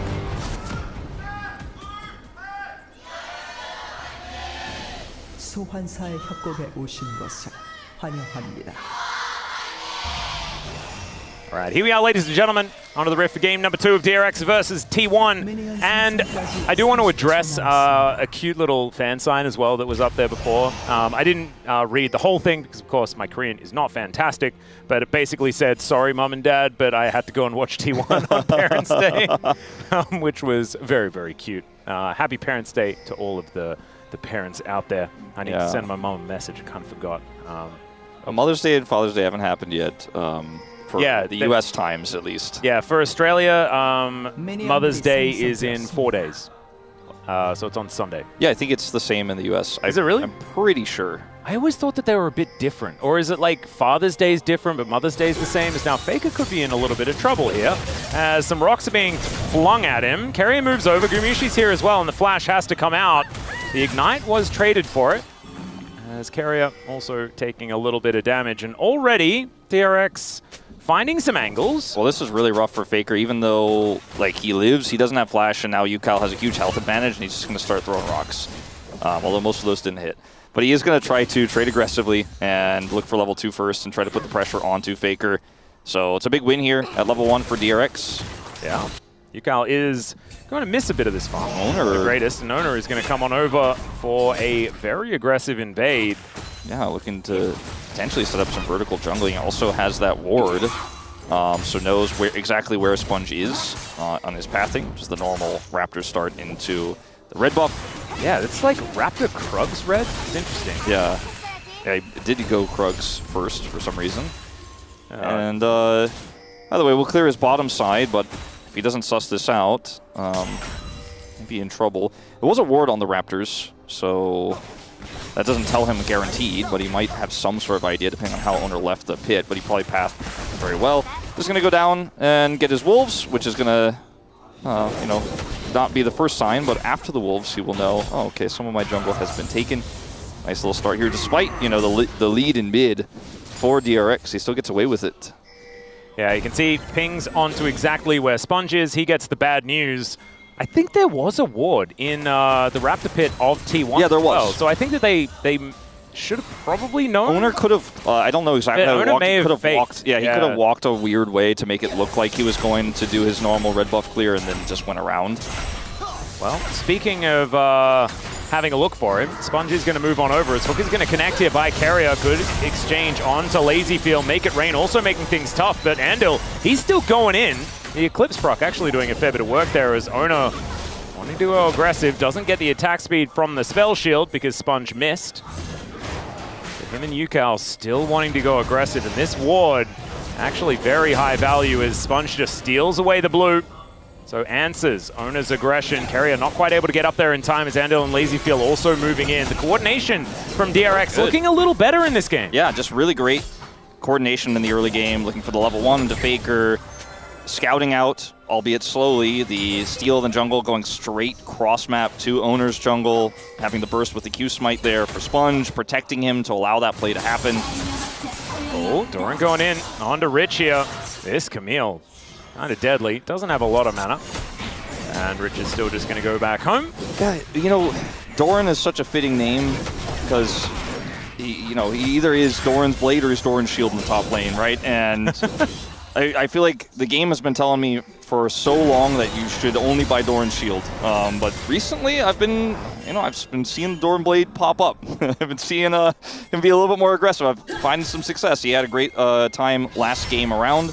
I love that the irony is that he bought a Doran Shield. Yeah. In this game as well. I know, but now he's got a Shin. Yeah, that's looking a little bit more bladey. As Yukal will get charmed.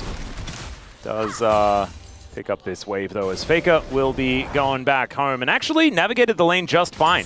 Of course, Yukal sitting on a couple of biscuits and a couple of potions. Biscuits not necessarily as crazy as they used to be, but still going to be feeling okay as far as sustain is concerned. And Faker now able to teleport back in. Refillable potion refilled is what you want to see. Or is it just filled because it's like the first time that he's brought it back? I think it's still refillable. Right? Yeah, because even though it's but he didn't fill it when he went back. He bought it. Yeah, but it can be refilled. So I still think it's refillable. Does Boris refill it for you before he gives it to you? Like, is it sort of like a? I think it's like if you get a bottle of water at a restaurant. I think it's sealed on purchase. The sponge is up here, but can't do anything. So yeah, back to hold up. Yeah, Yukal not going to get hit by the Dustbringer as seismic shove comes through, but the charm was in the air, and Yukal just walks towards Faker and dies. Yeah, that looked very funny. It almost looked like the charm just had an insanely long duration, but it was charm into fear. Yeah, and also he got feared with phase rush procced, and so he walked very, very far. Yeah, that's very funny. He could have flashed the charm, but thought his seismic shove would be enough to buy the space he needed there. And considering Faker already had his flash down, I do feel like you could flash that and be totally fine. Yep. Decided not to. Played it greedy.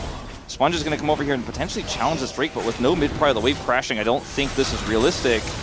Well, there's a bit of a battle towards the bottom side as Carrier going down very, very low. Faker thinking about moving on over to defend that one. As level 5s for both of our junglers, Yukal will be able to skate his way over here. The Dragon is down low. It will be a smite fight, won by Owner for now, as he'll have to flash to get himself out of the way. But Andil, he's going to follow him. The Weaver's Wall comes in, and they all pile in on top of the Nocturne. And he will be seismically shoved into the Death Chamber. Faker now moving back towards mid, and DRX will be able to try and find some of the spoils as Sponge transforming into Owner will be able to take his Gromp. These are the Andil games, you know, where you're like, oh, I see the angles. I see why this guy got his starting position back, because they're looking for more here now into the bottom lane. Oh dear, there's a flash immediately by Gumayushi actually, as Carrier is the one that's going down very low. Andil able to get himself out of there, but Sponge is just dead, and that was a whoopsie. I mean, trying to dive in Nautilus can be very difficult, as we know. And And as DRX were reminded, DRX really are a 1 foot forward, 1 foot back type team, are they not? Yeah, it's very often. I did really like the dragon play, though. Yeah. Yeah, you see, like that was great. And then they go and just run underneath the outer turret. And so that was the not great. And so now we're back on the great side of it. It's really funny that funny, sad, whatever. It's interesting, let's say, that I feel like DRX's more coordinated shot calling seems to be a double-edged sword in some of these situations. Like the Baron call last game, where they had things set up too well to try to do everything they thought. They're like, oh, okay, we can both do the Baron and win the team fight and block owner out, and then they died there because they're so confident they can do it. In this case, like, oh, we're so ready to win this dragon fight, and then, oh my god, we can actually coordinate this dive down here in the bottom lane as well. When could have just been happy with the dive and maybe zoning away the bottom duo instead. Sponge is going to be able to take this first grub without using Smite. Yeah, so grabs that one. Carrier just going to stun up Arndil just for a moment as he's pulling him back in, being a little bit frustrating, and Andal going aggressive. Doran moving over as Rich trying to defend, but the Q finds absolutely no one, and Andal is just dead. Can they get anything in response? That's the question, as Seismic Shove will connect onto Gumayusi, and Rich, he's going to survive. They're looking a little worse for wear. Teleport has just come back up, though, as the Grubs move back into the pit. Lazy Feel positioned here in this mid lane, but I don't think they're going to be able to defend as these Grubs are taken by T1. They should be able to get two of them, as never mind. I don't know if they should, but they're going to. Yep, Carrier sitting in this brush here. True Shot Barrage not going to hit anyone, and there are both of those Grubs going down. In goes the Scion as he's trying to get rid of Gumayusi, and that is an engage onto Lazy Feel if ever I've seen one. He just evaporates. Andal going aggressive, and Yukal trying to find a few windows as there's the flash in from Doran. Hextech ultimatum onto Sponge, but now he's just in the Thunderdome by himself. T1 kind of playing it well, being able to take one of them, but they lose their AD carry as well. And finally, they're able to take down Sponge. Rich now coming on in. He's now joining the rest of T1. These health bars are so low, but nothing's landing from DRX. They can't get any of the kills. They don't have enough damage here. Without Lazy Feel, I just don't think you can win that longer skirmish. Ends up being a trade, but a trade up for T1 again. Now 2,000 gold ahead in this game. Faker sitting on 3 kills and 6 stacks of Dark Seal. Man, it looked like the idea from DRX in some of these moments was good, but I guess losing Andil here was unnecessary. Well, Faker can also keep Lazy Feel out of the initial part of the fight. Oh no, Mystic Shot going wide is a disaster, and Gumayusi walks up to him and shoots him. Oh dear. Well, this was unfortunately becoming a bit of a trend in this series. Not the upward trend, not the good trend. A trend you would like to avoid, as in this case, just a straight up 1v1. Yeah. Well, look, I think in challengers you don't necessarily get punished as hard in moments like this, especially with the stuff we're seeing from Jin. We just don't see that level of coordination, the punish plays coming through from T1. Here, don't you dare! Don't you dare shift in! Well, he sidesteps, but then that Mystic Shot missing, I don't even think would have mattered. Yeah, he didn't have flash, so Guma's like, well, I channeled this on you. And you shifted in, so you can't get out. That was a little unfortunate. We kind of knew before we saw the replay that one was going to transpire. Yeah, we saw the real thing at the end there, and so was comfortable to surmise. Not comfortable to watch again as that max range hook, just gorgeous. Down goes Mr. Sponge. He couldn't even flash or ult or anything. He was just dead. Is it a bit of a jungle gap series? Like every single T1 series recently? Yeah, Owner just kind of runs the rift, and Faker and Owner play well together, and T1 just win the game? It's looking a little like that. However, I would probably put a little bit more responsibility towards DRX and the way that they've been kind of playing this one out, because it feels a little bit like after that first skirmish was lost, DRX have been, I guess, playing a little less measured. It's just, I really feel that the confidence with which DRX are playing with is so much better than it has been. But sometimes it's okay to be a little bit nervous about making some decisions. Yeah, you know? I mean, there's a difference between confidence and recklessness. Yeah, there's starting to give me some like 2022 Live Sandbox feels right now with only go in, only fight, and force every fight, and also try to greed in every lane. And honestly, it's kind of weird because it makes me think about 2022 DRX. Yeah, there's also that. In the times where they weren't winning Worlds, the times where they were losing every game in the LCK. And it was kind of flipped extraordinarily early, and it had oftentimes someone playing Viego in the jungle as well. And that has continued to be a little bit of a problem here. Solar Flare will be able to lock down Faker. Seismic Shove is some nice chain CC. There we go. Here's the uptick from the DRX. And now, let's see whether the down tick is happening immediately. The flash hook, not going to quite find the mark, but I don't think they're out of the woods just yet as, oh god, depth charge going to come on through as UCal's in trouble. Does have to flash and does do so, but the double up almost murders both of them. Does manage to get the kill on UCal, and there we go. The ebbs and flows of DRX, ladies and gentlemen. They get a kill onto Faker, and then they lose 2. Yeah, well, it's the traditional Faker dies, but then you win the fight style. Is over here, unstoppable hit the wall. Yeah, there's a stoppable moment there. A little stoppable. Slightly stoppable. I think Faker is pretty charming, and he's going to prove that as Rich just going to get taken out. The Zombie Scion going to see what he can do about this wave, and Gumayusi down towards the bottom side.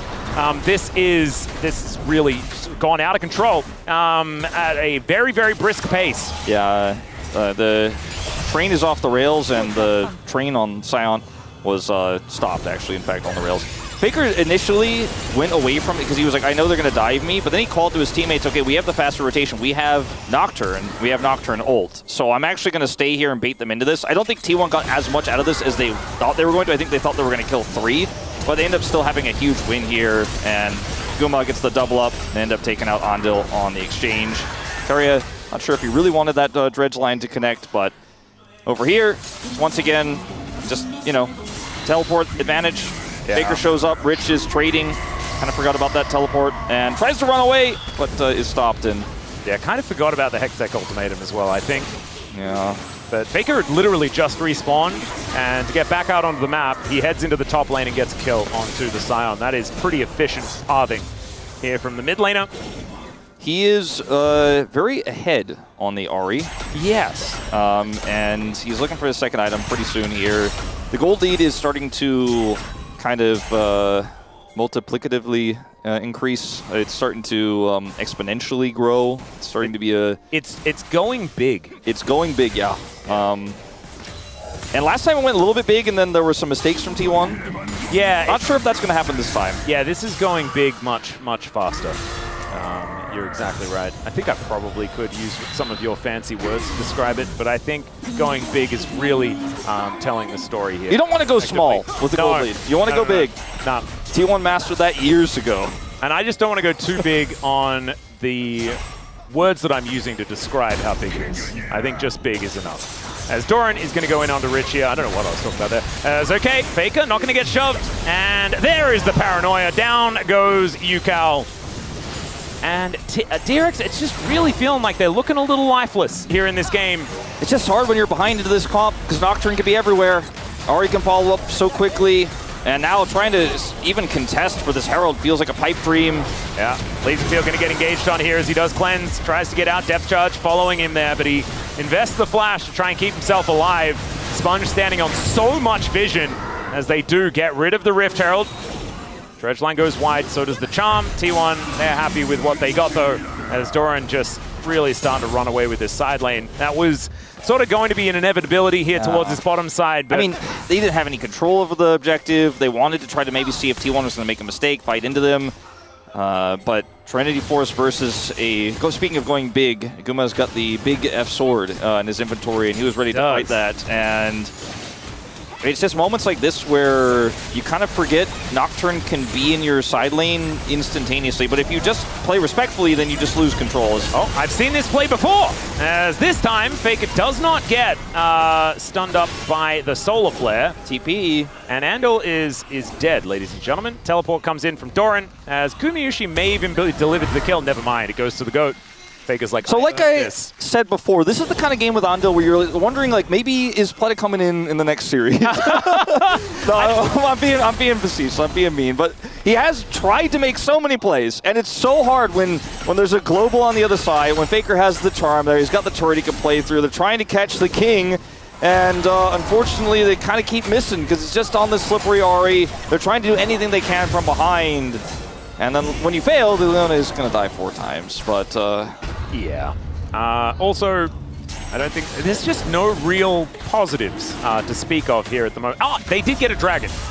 So there's that, as Doran is going to take a turret shot or two. Never mind, he's got a hook shot, so he's just fine. Faker now getting to work here towards his bottom side. They already have feats of strength, but if they didn't, they could get them again by locking down that first turret. There it goes. And even more money into the coffers of T1. Gumayusi moving forward towards Lazyfield is just trying to take down minions in this mid lane, get to that 2-item spike that's feeling a little delayed at this point in time. I mean, this is just an attempt to kill Faker that does not work. Even though he gets stunned by the rocks, UCal is like, well, I'm not going in on this. Unfortunately, that is a big Ahri. He also went big. So UCal just abandons Andil, and Andil just tries to buy time. Yep. Why they keep coming at me? Yeah, what are they doing? And the thing is, I think a lot of people have learnt that focusing Faker in a side lane to the detriment of everything else is generally not a great strategy, as Doran looks for Sponge, and it doesn't work. This could backfire. I think it may already have backfired, as Faker is also dead. Sponge grabs another reset. This is where it's fine. Okay. As T1 take down the inner turret, and this one as well. Faker die inside, and you get the cross map win is another archetype, because there's like Faker die inside, win the team fight. There's Faker die inside in the cross map. There's also Faker teleport to die and win the cross map. So this is the new T1 though with Doran. So it's Doran die inside, Faker come join him to die inside while they destroy multiple turrets elsewhere on the map. Faker is just a bro, you know? Exactly. He wasn't going to leave Doran out alone. No way. No. And Doran was out, by the way, guys. And then he just kind of messes up the hook shot as he stuns Rich and then flashes in the face of Sponge. There was probably, in realistic talk, like there was probably a split call here or a indecisive call. Like Faker's like, I think I could TP on it, and Doran's like, okay, I'm going back in, but the TP came very late. And yeah. I think maybe it was just a let's see whether it works, and then they'll shelve that strategy and let's not do that anymore. There's a small dip in the gold lead there as showcased, so that's a positive for DRX, where everything else is coming up a little bit negative. A gold lead for Rich, which is pretty interesting considering the matchup, but... I mean, if this game goes infinite time, DRX could win. So maybe they, like, if they still have... like base turrets, they're already missing one, so it's already not going so well. I mean, but like if it goes really, really long, like the Scion will be impossible to kill. It's only Faker that does magic damage on this squad, and Ahri isn't necessarily known for being super good at cutting down front line. I mean, Malignance and the Leandri certainly it does help, but I think it's the right build here. Just don't know if the game is going infinite time, especially because Guma got his 2-item spike, and Lazyfield's still working on it. Maybe, you know, a few minutes, maybe a minute or two away from getting that right now. You know, it's pretty low, or pretty late 2-item spike to be hit for Lazyfield if he doesn't get it in the next minute or so, but he still will have it. So the problem is that they can't get control over the map to fight for objectives, and they keep getting picked in sides, and they keep losing turrets. You know, T1 has 5 turrets. They got the inhibitor turret. Yeah. So that's the part of the game that's making me feel like it's not going infinite time. Oh yeah, like it's almost definitely not. However, I wanted to kind of like take a moment to mention like a scaling possibility, and then get back to reality immediately afterwards, because it just feels to me that I don't even think the compositions are all that relevant. It feels like DRX just aren't playing as well as what we saw of them in previous games, right? This is the team that managed to stop the Bros that were, you know, on a relatively decent streak. I mean, Bro beat T1. Right. And DRX not quite being able to do so here, as the Archon has been started. Can DRX find any angles here as the Paranoia comes on through, and down goes UCal once again. This guy's Talia has looked great. But yeah, I'm starting to doubt my memory right now, Wolf. Unfortunately, I think the issue is just you're not allowed to be by yourself ever into this Nocturne, even if they are doing Otacon, because they'll just collapse on you, and Owner just so good at that. And now they can just go straight back to the Otacon. Keria on this really cool flank here as well, as Faker shows up with his ult. Yep, Depth Charge going to get a couple of knockups here as Sponge being held out of the Otacon pit. Keria will be taken out though, and now T1 rotating over yet again. Scion finds the knockup as Doran is dead once more. And now Faker just doing what he can to try and stay in this, and maybe I spoke too soon. The flash to try and get the knockup, but it's a great spell shield, and now Ona looking to try and Scion is just massive on this front line though, and Yukal has respawned. The wall comes on down, Owner is singled out, and Rich turned into a zombie, but I think he's well and truly done his job, and I take it all back. Maybe I did really need to talk about that scaling aspect. This Scion starting to look a bit strong. Also, I think T1, I really liked Keриa's flank idea, but they didn't collapse with him, and the whole team was disconnected on his depth charge they dropped. It was kind of similar to what DRX did in Game 1 on their Baron, where they're like trying to hold Otacon, Keria's on this flank. Not this flank, this is where they killed Yukal first, but when we actually go to the next one, because this was great, everything about this is totally fine. Yep, this is good. This one, Keриa's on a really deep flank. Faker isn't here yet, and they don't collapse very well. Like, the Otacon's at half health. Faker is still not here. The TP is there, so he's like, I don't know about going in on that. So Keria ends up dying, and then they still commit in further. So it was just a very broken up fight here, and the ult from Guma is just way too late to layer on top of everything else. I think this is a nice win here for DRX, but really kind of T1 botched the execution of holding the Otacon there. And now DRX are going to get it. Yeah, the response is this Otacon as Paranoia does come down. That is Sponge securing it.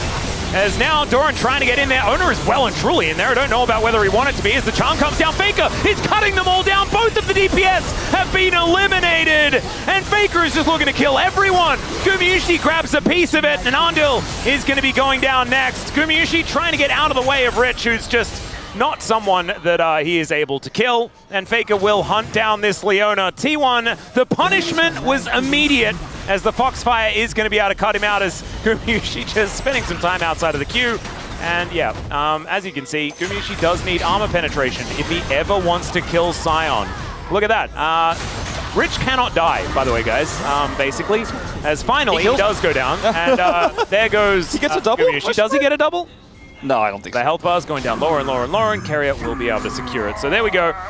Thankfully, the kill actually did come through, but we're starting to see the power of this Scion. Yeah, also starting to see the power of just how good Faker is in these types of fights. And yeah, look at this. Slashes for the charm on the lazy field, deletes both carries, and then the fight is over. I don't care how tanky you are.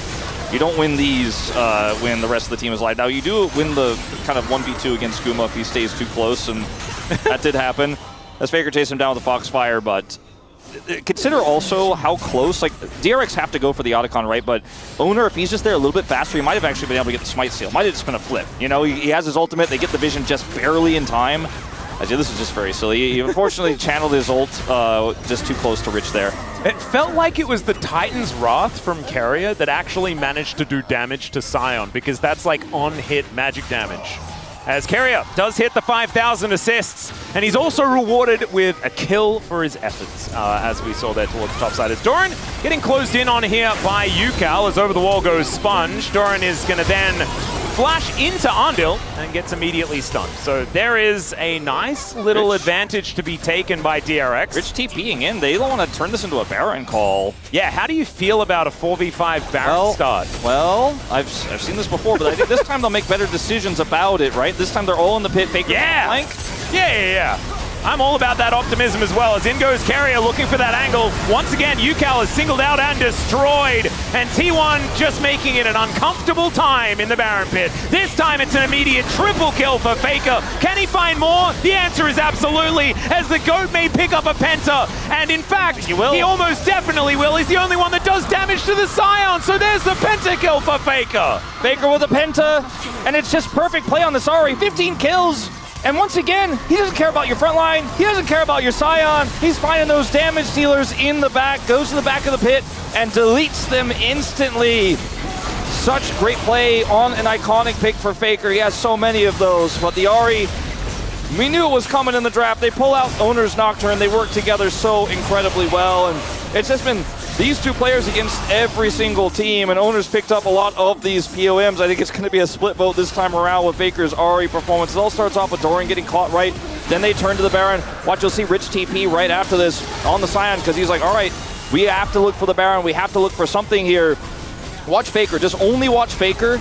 And when the Nocturne holds up, he closes the gap, hits the charm onto Yukal, goes on to Lazy Field, and they just collapse on him and kill him. It's just great play from Faker and the whole team. I mean, Owner turns off the lights, and yeah, you have a Scion as your front line, but they just kind of skipped it. They were like, all right, we'll just run past him. Well, their entire front line was doing basically nothing the whole fight. Andil was standing in a brush. He spent the whole time just walking around. As Faker looking pretty chuffed with the pentakill there. And, oh man, it's just frustrating, Wolf, because DRX, we just watched them do it in the last game. You mentioned it before as they were going for the Baron. We're like, surely they're going to learn. No. Not really. Not even a little bit. Yeah, they definitely needed to look for the fight in this case, and trying to hold the Baron and try to rush it down, trying to burn it was unfortunately not the call, especially into this comp where Owner is just going to zoom through, turn the lights off. Maybe they'll catch him unawares. Nope. They might catch him aware. Yeah, he's aware. That could be the way. That's all right. Spell Shield not going to get that value as the knockup does come on in. The crash into the Nocturne as True Shot Barrage doesn't connect, but now the bullet time is going to cut down Sponge so quickly. Lazy Field, he's not getting out of there. And down he goes. T1 just a little bit too far ahead now as Yukal. He's going to come in, but he's kind of like Donald Glover, holding the pizza with his house on fire.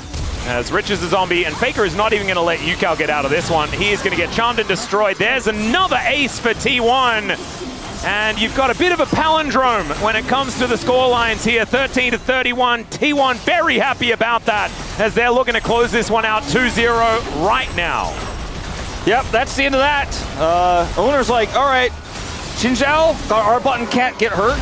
Pantheon got a shield, can't get hurt. He's like, Nocturne, spell shield close enough. Yeah, and then you can also just turn off the lights so at least no one can see me get hurt. This is one of the hardest bomb votes I think I've ever done, because I feel like Owner had an amazing game one, obviously. Faker had a great game one too. Like, it was both of them there, and there was both of them in the second one. I feel like Faker's pentakill pushes him over the edge, but I feel like the game state wouldn't have been this aggressively T1s without Owner really helping him push the sides. Oh, what do I do, Atlas? It's so hard because Faker's going to win. It's just about who you want to look like. You know, do you want to be the guy that's a hipster, like, or do you want to be? Yeah. I voted for a Penta last time. I'll vote for Owner this time. All right, there you go. So you and Chronicler are going to be voting for Owner in this one. And I actually think, like, POM's so hard because recency bias is so frustrating. They should take a vote from everyone after game one and then aggregate the scores against game one votes as well. That's so actually, you solved it. Yeah, so that you bypass the recency bias. Oh my God, I think that's how it has to happen. There just needs to be double the votes is how that one works. Because I've been thinking about this a lot because I've been, yeah, there you go, 5,000. But I've been thinking about this a lot because I'm like, it's been so wonky with Palm, and I feel like we don't celebrate both players who, ended up having a great win, like, because it takes 2 wins to win the series, right? But in situations like this, yeah, if you aggregate it, it becomes a little bit more interesting. It becomes a little bit more fair. I don't know if we'll change the rules just based on your sick idea, but I hope we do. Well, it would be potentially a tie between Faker and Owner, and then maybe you break a tie by having recency bias, and that means the Faker wins. So T1 win this series 2-0. Pretty clean. You know, there was some rough moments in game one, but not really. I mean, it was interesting. I mean, I thought DRX played the comp well, but their next matchup is against D+. It's the Saturday Showdown. Oh, God. And if they win that, they go to a 4-match streak. And I think the demise of T1 was vastly overstated. Obviously, there was a lot of discussion about what was going on in the bottom lane, some of the weak performances we were seeing there. And even when we see them that crop up a little bit sometimes, it just doesn't ultimately matter when your mid-jungle is this good.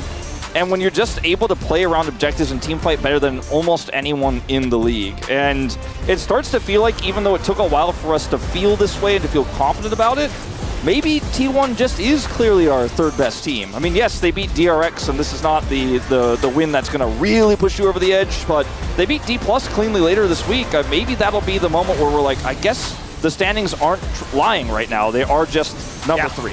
And it's exactly the right time to be facing off against D+ as well. T1 really picking their moments in this game. And of course, they're gonna have a difficult strength of schedule as the season goes on, right? Because early on, they haven't necessarily had the most difficult opposition. So maybe it's a little bit counting your chickens too early, but you can never feel bad about a 4-match winning streak, and that is what they're looking at. And this comes back to what we were kind of talking about during the Telecom War. It always feels like a Telecom War is a springboard for the team who wins. And T1 are utilizing this springboard very, very effectively at this point in time. KT also not having a bad time after their victory over DK yesterday as well, as we're having a listen to T1 in this final team fight. DRX playing with a lot of desperation in this one. Finally stopped that bullet time, but the bullet time stopped the health bars of DRX players beforehand, unfortunately, as they try to punish Owner. I will say that there were some big errors made by DRX in this game, but overall, it just felt like T1 punished them super hard. When they were ahead, DRX just kept fishing for anything they could find, because you're so far behind. What are you going to do? Is Ceremony here from Faker as he picks up another pentakill. Yeah, pressing a lot of buttons, making sure that he keeps things on cooldown. I love cooldown efficiency. It is absolutely fantastic. As T1, they do silently destroy the Nexus. And let's have a look at some of these damage numbers. Yeah, Faker with 30k. That is over triple what UCal put down. It was not UCal's day today. Yeah, no, Rich also kind of doing large He built a Thornmail, by the way. Yeah, he was standing on top of them sometimes and doing as much damage as possible. And it's going to be Faker that picks it up. I don't think anyone's too surprised about that one. I do feel like you really could have gone either way. It's a chicken and the egg situation, I think, in Game 2, but Faker played so incredibly well in the team fights, but Owner set him up for that play by turning the lights off. He set up the side lanes. Game 1, it's like both of them played incredibly well. He played super well on the Victor, but Owner's Pantheon. If the GOAT gets a Penta, you stand up and recognize. That's how it works here in the LCK, is what it sort of feels like to me. For Owner. Yeah, no, I probably would have as well. But that might be what is being thought of around the rest of the LCK. And honestly, I don't mind. As long as it's either Faker or Owner, I expect both of those to be the only votes that are kind of allowed, which kind of feels like 2025. Let's throw it over to Faker now with the interview. Thank you very much, guys. This is Dear for the POM interview translation, joined by Faker on the side of T1. What a cute carnation pin on your head. Thank you so much for the interview today. You got your 3-win streak after defeating DRX. How do you feel? From the start of round 2, I feel like we're off a great momentum with a good winning streak, so it makes me very happy. And Victor is your most played champion. You've been showing a great performance with him, and in Game 1, it was a bit slow in the middle, but you closed it out with a win. So what was the compositional strength that you were trying to focus on? You know, towards the mid to end game, I think we just had higher potential as a composition, and I think we were just trying to play it out slow, and that's the type of the macro that we try to apply on this game. And you versed Annie in Game 1. And how was playing against her after the buff this patch? You know, after the buff for Annie, I think it was definitely something that was on my mind, and I think she's definitely viable. We're going to start seeing a lot more of Annie from now on. Did you happen to see UCal's interview before? You know, he said, regardless of winning or losing, UCal said he really wanted to take a picture with you, so would you do him the honor? You know, just the fact that UCal likes me so much is such an honor. Of course, I can take a picture with him. And in Game 2, you played Ahri, your juggling, and the damage, and the pentakill was so amazing. That's not it. You got 16 kills with Ahri, and you broke your personal all-time highest kill record in a game. So let's give it up for Faker. Congratulations. And it was your birthday yesterday, so perhaps this was a birthday present for yourself, this pentakill? Yeah, I just feel like I got a great present for myself. And it was a great result. I'm very satisfied. It was the first penta since 2015 after 10 years. So, of course, we're gonna have to look at the replay again. How did you feel in this moment? Yeah, I was actually quite focused on getting the pentakill. I ended up getting so many kills, and then I asked for the penta from my team. And after how many kills did you think about getting the penta? After I killed the Scion, and you said to your teammates, "I appreciate the meal," with a smirk. You must have felt great. You know, yeah. Today's Parents' Day in Korea. So I would say I felt like being a great son to my parents. Yeah, just as you are wearing this carnation pin, would you like to say anything to your family? You know, during my professional career, thank you so much, and I appreciate all the support that I get from my family. And I want to keep playing well to pay your support back. And there is much more left to celebrate. Keria has reached 5,000 assists in the LCK, and that's such a fast milestone that he has achieved, because he's actually catching up to your assists as well. How does it feel? You know, I wasn't really paying attention to all the milestones, but hearing that Keria is catching up to me, well, I guess I just have to play even harder and work harder. And would you like to say anything to Keria then? Well, congratulations. And this upcoming Saturday, you will have the Saturday Showdown against D+ Kia. What's the resolution? You know, in order to advance to MSI, it's going to be so crucial to beat D+ Kia, so we will try our best. And that's the end of the interview with Faker. I'm back to the space. Thank you. Thank you very much, dear Ayaya. And just like Faker, I love being a good son to my parents too. Love you, Mom and Dad. It is a 2-0 for T1. And the second ever pentakill for Faker. He gets 12 out of the 13. Only one. Crony changed. Wow. No, that's not. Yeah, Crony changed his, but Wolf going with a little bit of the. I can't believe he's the only vote. one though. I think this is a based vote. I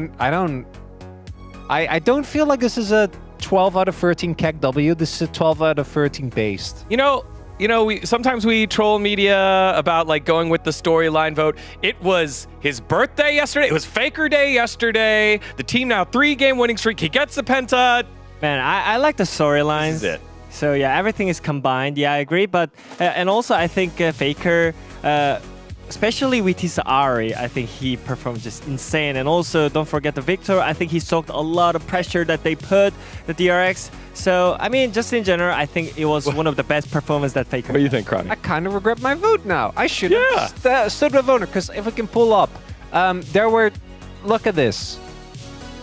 It's not even looking great for Owner, bro. I mean, yeah, dude. But I'm telling you, I know he had more assists at the end on the Yeah, bottom one. I agree. But you watched the game. Yeah, You're I with watched me. the game too. But the point being that these two dudes ran the entire rift, and I think the jungle gap was bigger than the mid gap. So my opinion is that if the laners, the damage dealers are shining more than a jungler or support, the team looks better.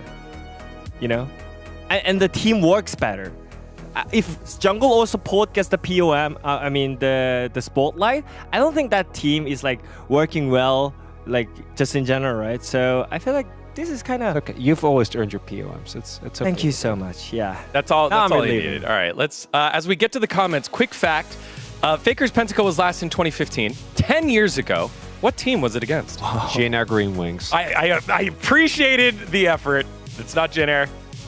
I actually don't know. I don't get it. Samsung Galaxy? Oh no, it's another team that isn't around anymore. It's Najin. I think it was Najin Weish. Najin. Oh my god, that's so old days. That's a throwback. On the LeBlanc. Yes. Oh, look at that. G-Sun going in the air. G-Sun knew. Of course she knew. Let's take a look at the comments here.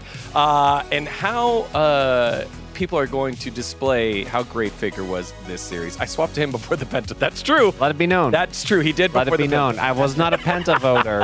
I think there were some Penta voters out there. I think that Faker, although he had the one moment where he got caught in game 1, outside of that, just played a really clean series. And in game number 2 in particular, I think Owner was more of a supporting member of the crew. I think in game 1, it would have been Owner for me, but over the course of the 2 games, Faker edged him out for me.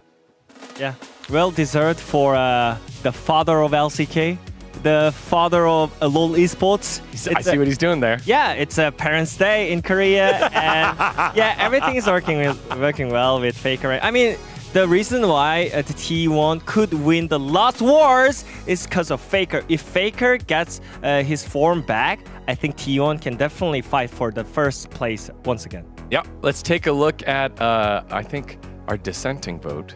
The edgy vote. Global presence owner, Mr. Worldwide. That's true. That's fair. And it has been the owner show over the last, this whole season so far. Yeah, he played double global champions, and also it's a Pitbull reference, which I do really appreciate. Good for you, Wolf. I love that. Good vote. 5. He shouldn't stand alone. I feel bad. But you feel bad, but you didn't stand with him. Let's see what the Korean side said. Also, against what Wolf said. I'm sure, they've got some great stuff. Shall we get charmed by the goat Faker? Coco. You sly. That was good. Ari, charmed. Max also gave that shout out as well. Faker's been great since the day he's been born. He was born. That's a good one by Helios. Okay. There we go. Oh my It's a God. Weeb reference. It's a Weeb thing, yeah. Attack on Titan. I love that Cloud Temper apparently is an Attack on Titan fan. I had no idea. Learn something new every day. Man of culture. Here's our last one. Pony going with Ari. Strong and demure. I just realized that Faker got pentakill on LeBlanc and Ari, which is his skin, the champion, right? So, Hall of Legend skins for LeBlanc and Ari. So it's so, I don't know, it feels so grateful for now. 2 of the signature champions now going down in the history books with 2 pentas. Way to go, Faker. Let's take a look at the one moment here in the game where it all went wrong for DRX. Early on at 8 minutes here around the Grubs, they take a fight that just doesn't pan out for him. Not enough damage. We're 8 minutes in. DRX, for all of the things that went well today, still look a little clueless in the early fights. It just feels like they are not on the same page. This is a common issue we see with teams that are towards the lower end of the standings. And they're just kind of going in one by one and overly committing to plays that just don't seem to be working out. Yeah, I just don't know why this keeps happening. Like, keep saying that you should have a pre-plan about the objective, and you should know what's gonna happen after before 1 minute, right? So you probably know you can actually win the fight, but how?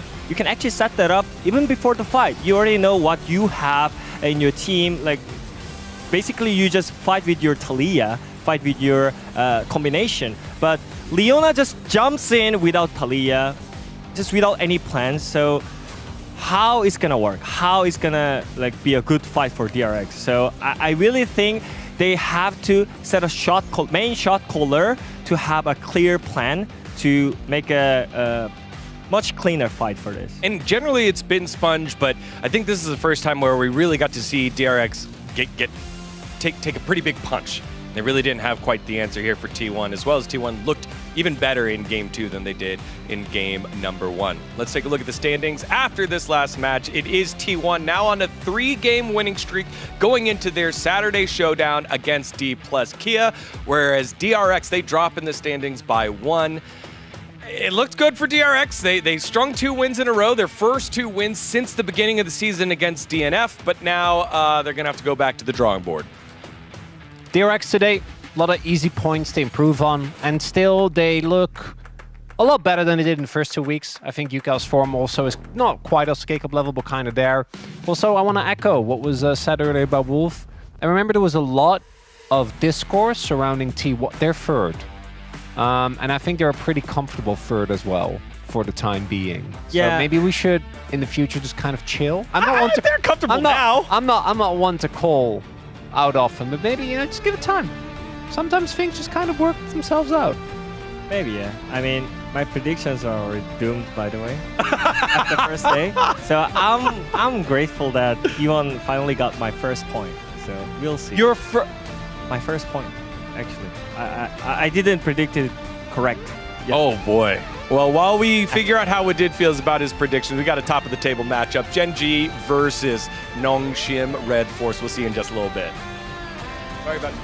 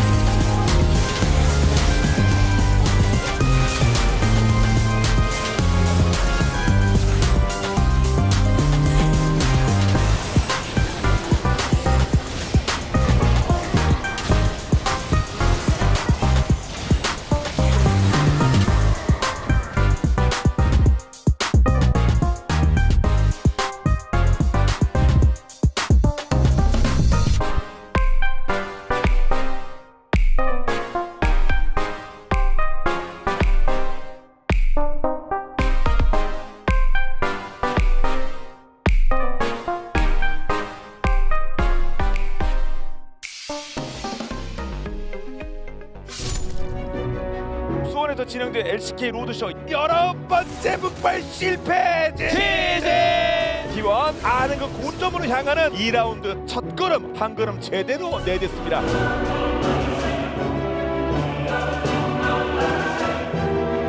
이런 상황을 극복하기 위한 최고의 만병통치약은 승리거든요. 정말 처절한 서로 한치의 양보 없는 강팀들끼리 대결이 중요하겠죠. What doesn't kill me makes me stronger.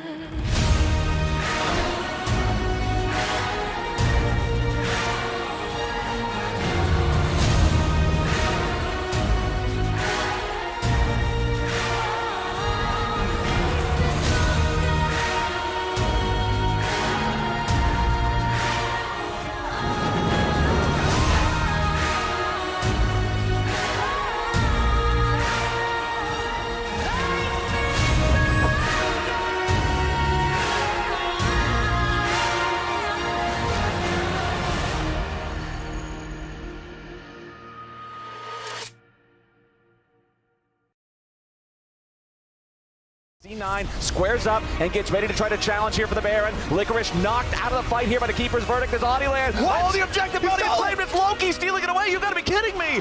Take a look at the split on the damage.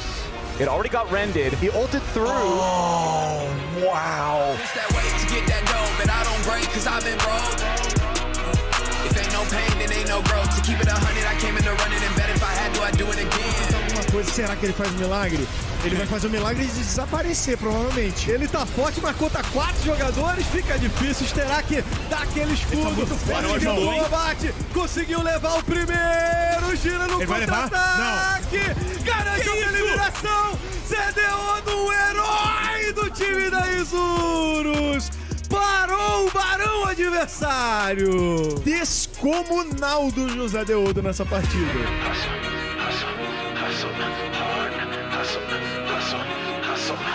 火焰喷射器没有杀没中，闪现想烤，火焰喷射器撒在对方的脚下，但毛姆这个位置还是保持得非常安全。蝎子在夹，脸上开大绝，毛姆开秀了，毛姆拿了个 triple， 毛姆拿了个胯爪，4连杀的机会，毕竟这小动物阿远原地开惊人，但等待他的是毛姆的电磁炮，毛姆拿下 pentakill， 比赛准备要结束了。 日本的王者看起来还是我们的 SHG 哦 ，Marble 完美的发挥，11杀的竭力，这把比赛虽然说打得固然稳健。Coming up for that throne, trust I'm coming up for that drop top, coupe sitting on chrome. I don't need no introduction, they gon' see me know my name. Trust I'm growing every chance I get in spite of the. 구도상 되게 애매하게 반격. 럼블 잡을 수 있나요? 네, 이걸 깔고 그래도 때리면서 계속 오히려 영화가 진짜 내부리 못해 내부리 수도 있어요. 어떻게든 버텨.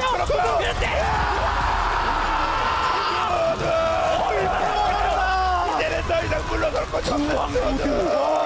TFX 위기의 순간 기억나나? 우리 그 순간 기억이. I push that weight to get that dough, but I don't break cause I've been broke.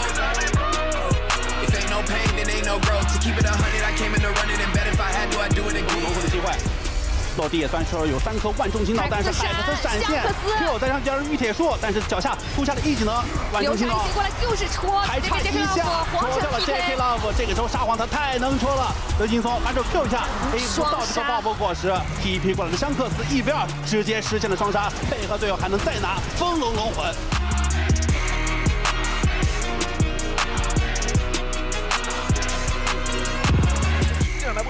이러면은 이제 턴을 썼기 때문에 바텀 쪽에서 체력 관리하면서 라이즈 내렸고 라이즈 내리고 아이고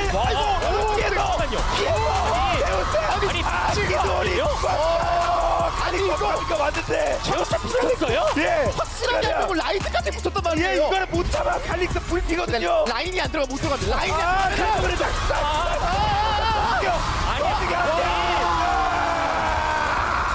네요. 제우스! 아니 요리들이 횡이동하는 게 그 횡이동이 미쳤습니다. 네, 그러니까 접히면 안 들어가. 아니 이게 전멸 없던 제이스라서 가끔은 거의 PK 각이었는데. 아, 네. 전멸도 없었죠. Came in to run it and bet if I had to, I'd do it again. It ain't no race if I don't win. I push that weight to get that dough, but I don't break cause I've been broke. If ain't no pain, then ain't no growth. To keep it 100, I came in to run it and bet if I had to, I'd do it again.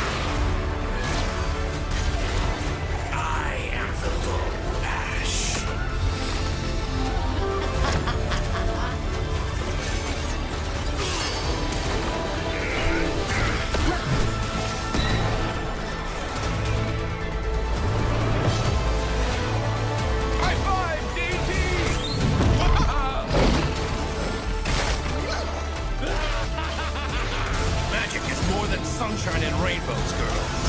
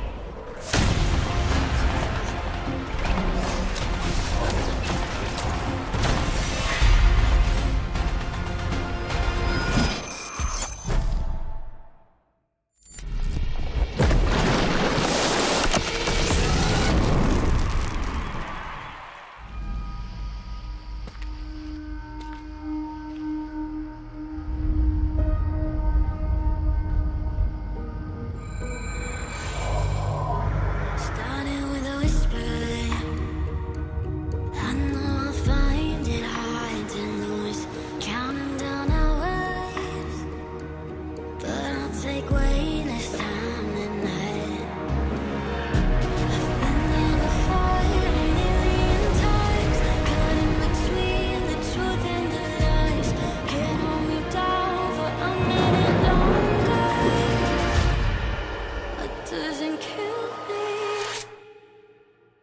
makes me stronger.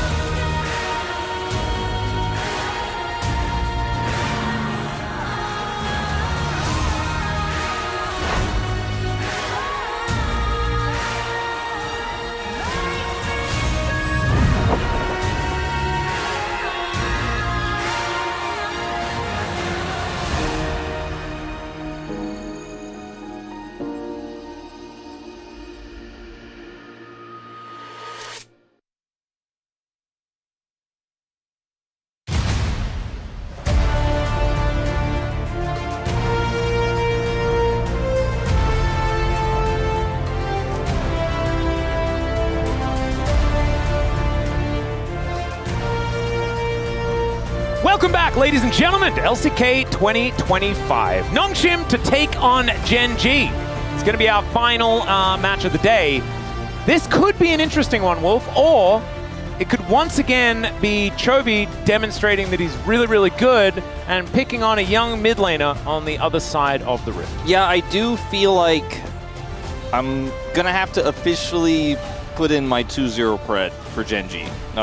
This has been a team that is only one series ahead of Hanwha Life Esports, but it's just been by far and above on another tier from anyone else.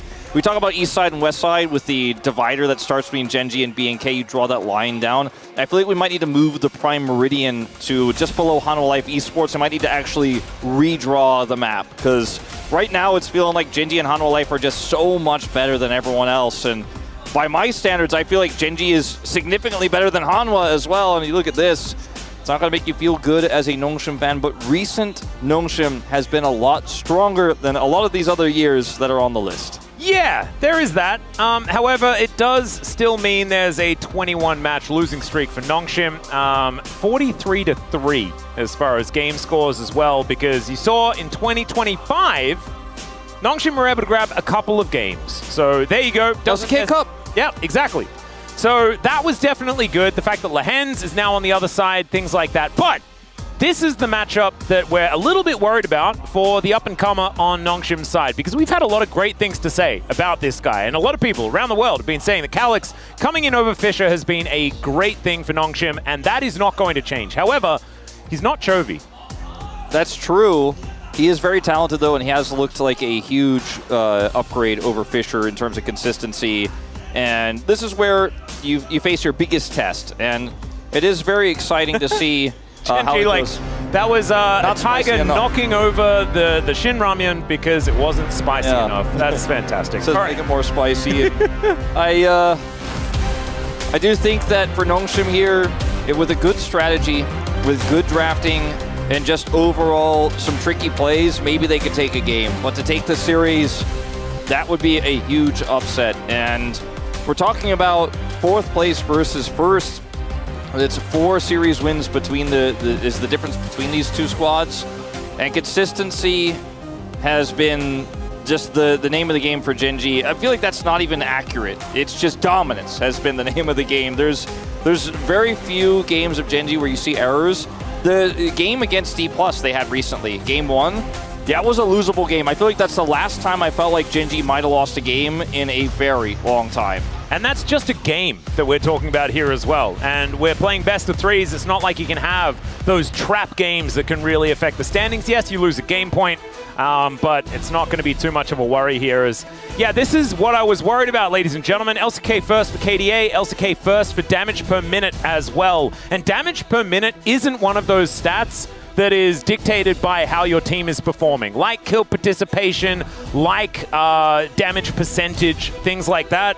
This is just Chovy does a lot of stuff all the time. Look at how his lane stats are. His first in CS diff at 14, goal difference at 14 first, solo kills third, but twice what Calix has, and that's often a lane thing as well, whether it's in the mid lane or in the side. He has incredible presence on the map. It's been a really long time since we've said Chovy just farms and doesn't affect the game. Like, yeah, it feels like that's an old meme that like we barely even talk about anymore. Yeah, it doesn't quite work out. The Chovying type situation to Chovy now is a very different story. To Chovy now is to win everywhere and do everything all of the time. Maybe that's what it is. So like maybe if anyone does anything good ever, we're just like, oh, they're Chovying. Maybe that's how it needs to be. Maybe Twitch chat needs to relearn how it goes. Yeah. Looking for a Nongshim 2-0. I'm not sure whose family this is, but I imagine it is family. Yep. And so like, I think bring your parents to work day on Parents' Day. That's the best way to do with it, to deal with the situation. Not like the fan from our previous series that had to leave their parents at home. Just bring them and make it a family affair. It's beautiful. It's Gideon's family, so coming to support him. I do think that draft is going to play a big role in Nongshim getting the upset win if they do, because this is a team that has Kingan's crazy champion pool that we're not always very sure about, but he definitely brings stuff out. He prepares a lot. You have Lehen's, obviously, who has a massive pool in the support position. And, you know, perhaps they can cook something here. Perhaps they have cooked something for this series that will exploit some of Ruler's weaknesses, for example. Or perhaps that Keen is playing a little bit more defensively this season. Maybe they can find an angle there because Kingan has been so strong right now as a player and has been pretty consistent this year compared to other years. Even the year where he ended up being World's MVP was very inconsistent that year, right? And I do think that those are your points of attack against this, you know, bottom duo that has Ruler a little bit inconsistent, has Duro, who's still pretty young, still inexperienced. I think he's looking really strong. I think he's grown a lot since LCK Cup, but at the same time, he still has nowhere near the experience that Lehen's has. So there's not a lot of ifs, there's a lot of hoping, hopium, copium, but there is maybe an angle, possibly. There is maybe an angle, possibly. Absolutely, Wolf. I would 100% agree. I'm looking at it and you can see the theories, but I think so much of it comes down to whether Gen.G are having an off day and whether or not Nongshim are having a really good one. That's sort of how it goes. We're trying to say that this is a series that should probably go to Gen.G, and it's going to take a lot of effort from Nongshim. If they do win, though, I think they're going to be playing through Kingin. They're going to be trying to get him a good matchup. They have blue side to start off this series, and so something like a Rumble up there, that could actually be played around. Yeah, it's coaching support staff doing a little doom scrolling for Nongshim already. I saw that on the phone. Oh no! Trying to see what the sentiment is going into this one. Well, no, they're checking to see whether the Nongshim tweets from the best Twitter in the league are popping off or not, and I hope that they are, because normally they are very, very good. Make sure you go and follow them if you can, because they're just brilliant. Okay, Varus going to be taken away first as we dive into the draft here for game number 1. The Vi obviously going to continue to get removed, and what the target is going to be a very important one, as the Taliyah not actually going for a Calix first pick on that one, and this means that an Azir is definitely happening. It does seem very likely. The target of Chovy always feels like you can decide what type of draft they can't do, but you can't stop him from being Chovy and popping off. So like now we know they're angling for a first pick Azir for Calix, and it's been his best pick in my opinion so far. But now Gen.G could just ban it, because I'm not sure if they're worried about Gio's Kalista with the nerfs to Kalista. They're talking about it. They might just take the Azir away, because Chovy's like, well, I mean, I'd like to play Azir too, but I can play anything. Yeah, I have a feeling that Azir needs to be attacked here just a little bit, but instead it's going to be the Sejuani taken away from Gideon. Calix has also had some pretty good Yone games, but I think he was always kind of planning on playing the Azir here, so if you ban the Sejuani, then the Yone becomes a little bit less appealing, but now you can't play Yone Sejuani yourself, so the Sejuani ban, not my favorite, although Gideon has been very strong on the pick, so it might have been more about Gideon than the Yone that I was describing. See what the response here is going to be for Gen.G. Tier list wise, you expect the Xin Zhao Annie.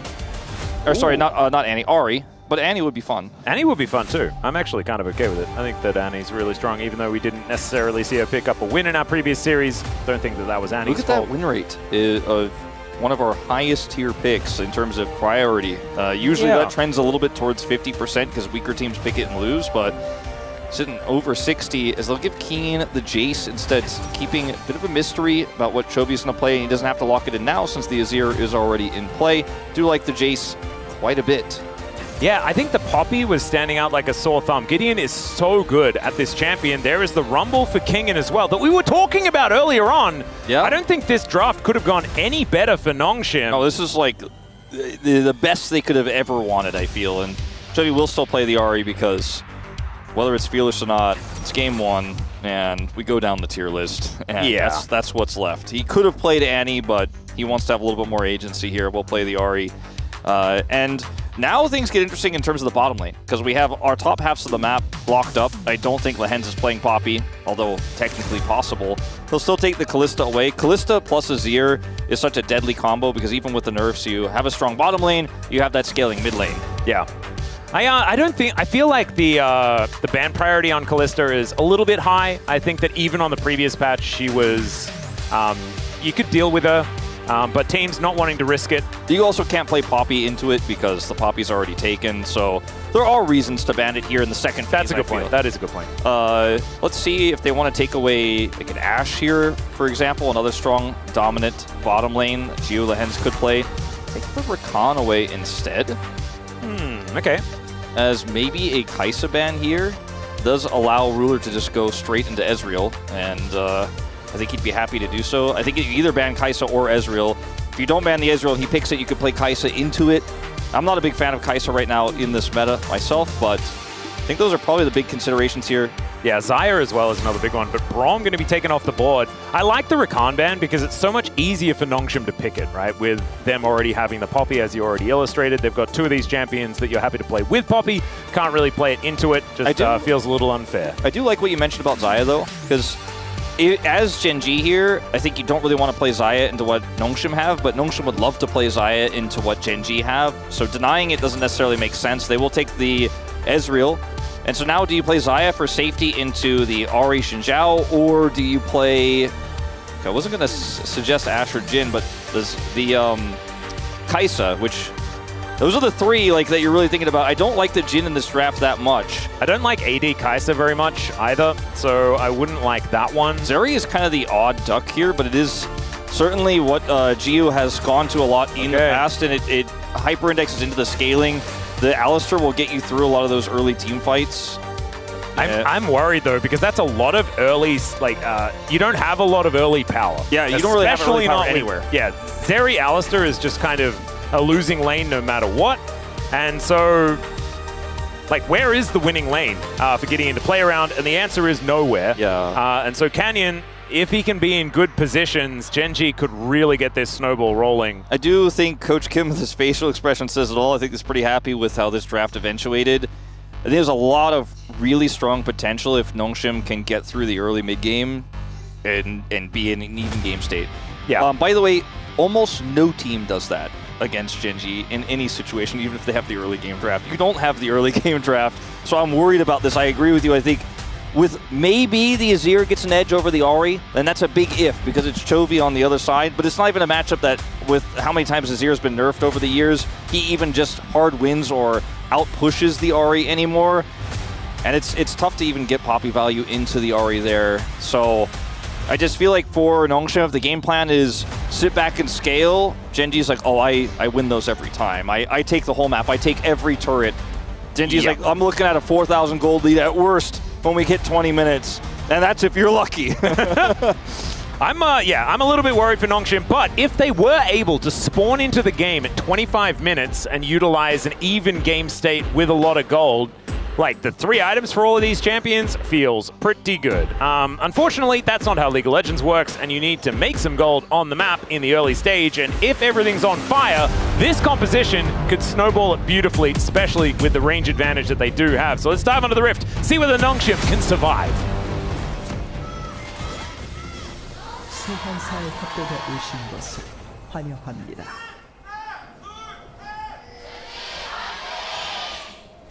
All right, here we are, ladies and gentlemen, for the Rift for game number 1 of our second series of the day.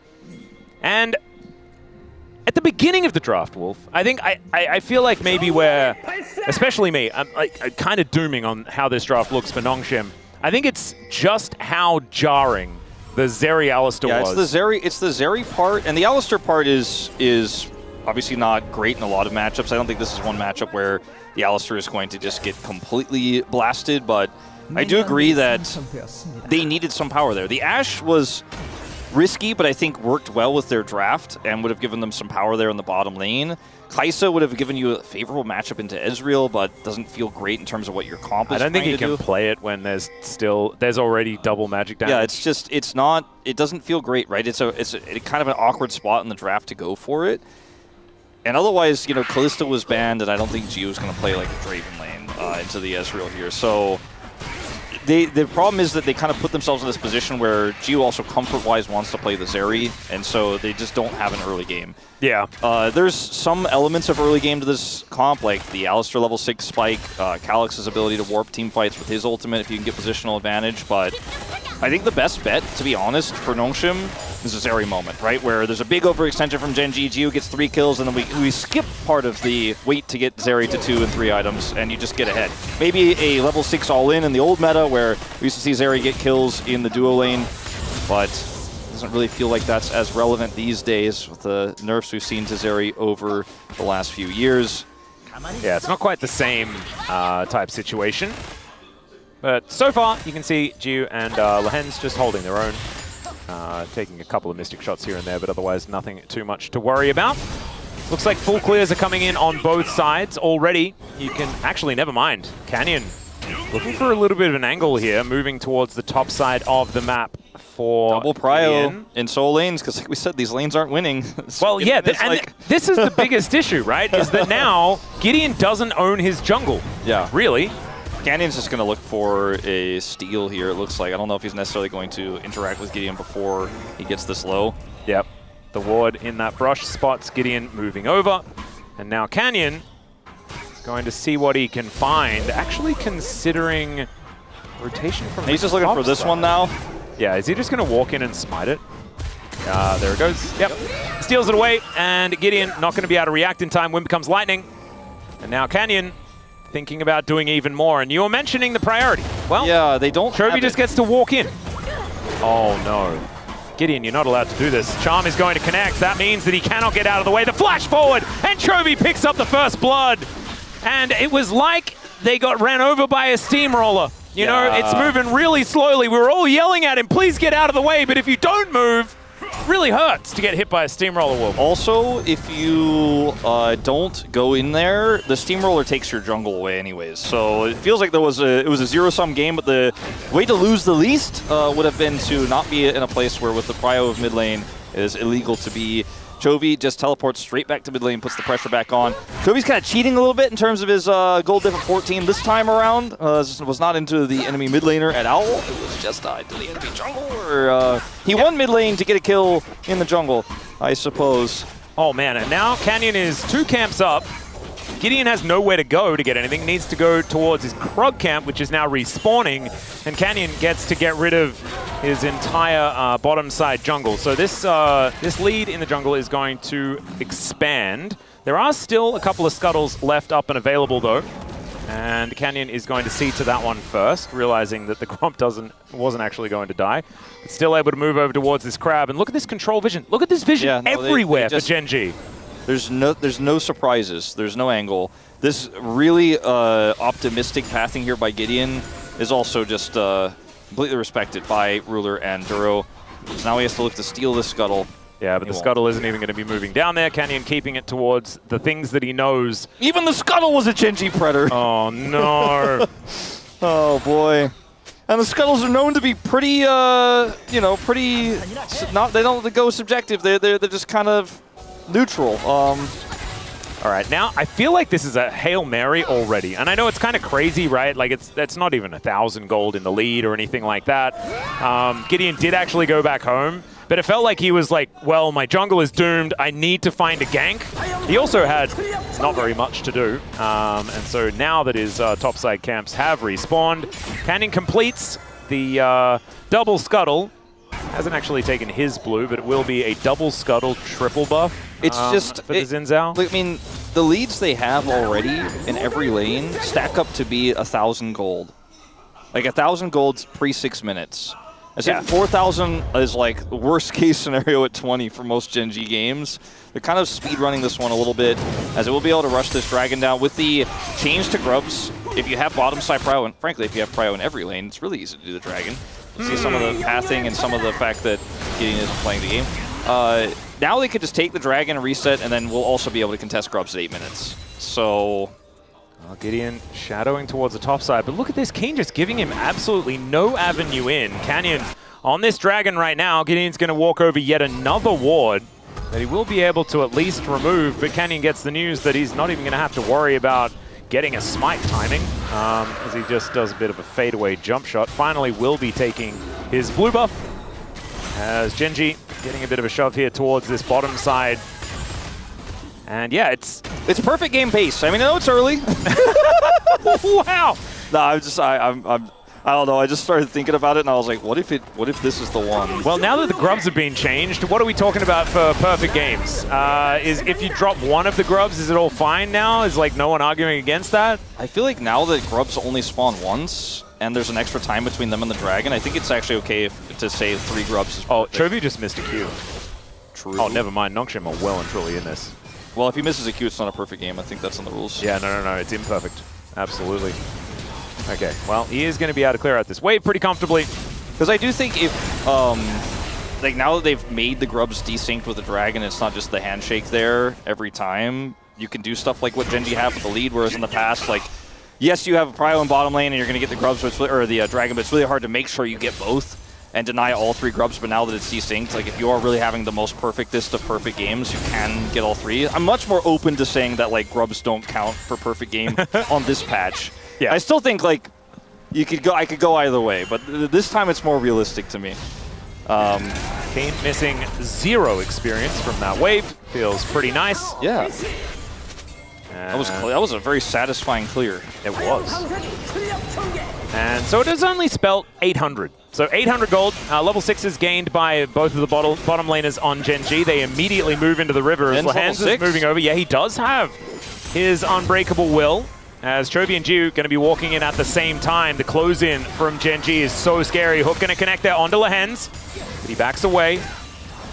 Keen's moving over. There's an equalizer from Kingen, but now he's going to get closed off. Still, they dive on towards Canyon, who flashes over the wall, tries to get towards Kingen to get out, but that is not going to help him. Emperor's Divide onto Chovy as they boop away Gideon. These Nongshim health bars are going low, but they're standing up in this team fight really nicely. Kingen getting over as well. He is still looking aggressive.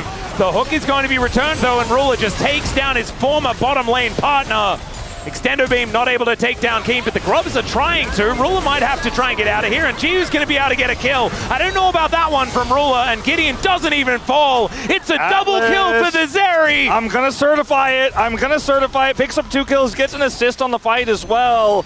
And why force that, Genji? You had such a good position. Obviously, Canyon got collapsed on, and he was not in a great spot. But then Ruler flashing the wall with no arcane shift to go through, and then trying to force on the Alistair. A lot went wrong. A lot went crazy there for Genji. Their whole lead is gone now, and Zeri got accelerated. At the start of this fight, it looks a little bit risky for Genji to try to continue to hold the Grubs, so they back away and try to push onto Kingen. But at the same time here, Canyon is isolated, right? He does have his ultimate, is able to flash over the wall, but Kingen just gets inside of the ult and doesn't care. This charm here onto Calyx maybe looks like it's, maybe a little bit of a team fight save play here from Chovy, but look at how split Genji are. They really want to rejoin. And I think they thought maybe Kingen backed here. Oh, no, he was on a ward. Oh, now he's on a ward, yeah. They knew exactly what was going on. I don't know, Ruler just really thought he had the angle. Watch this from Ruler. Maybe they thought that Kingen had then gone home. Object permanence, the difficulty perhaps. Yeah, it was not the right call, let's just say. Yeah.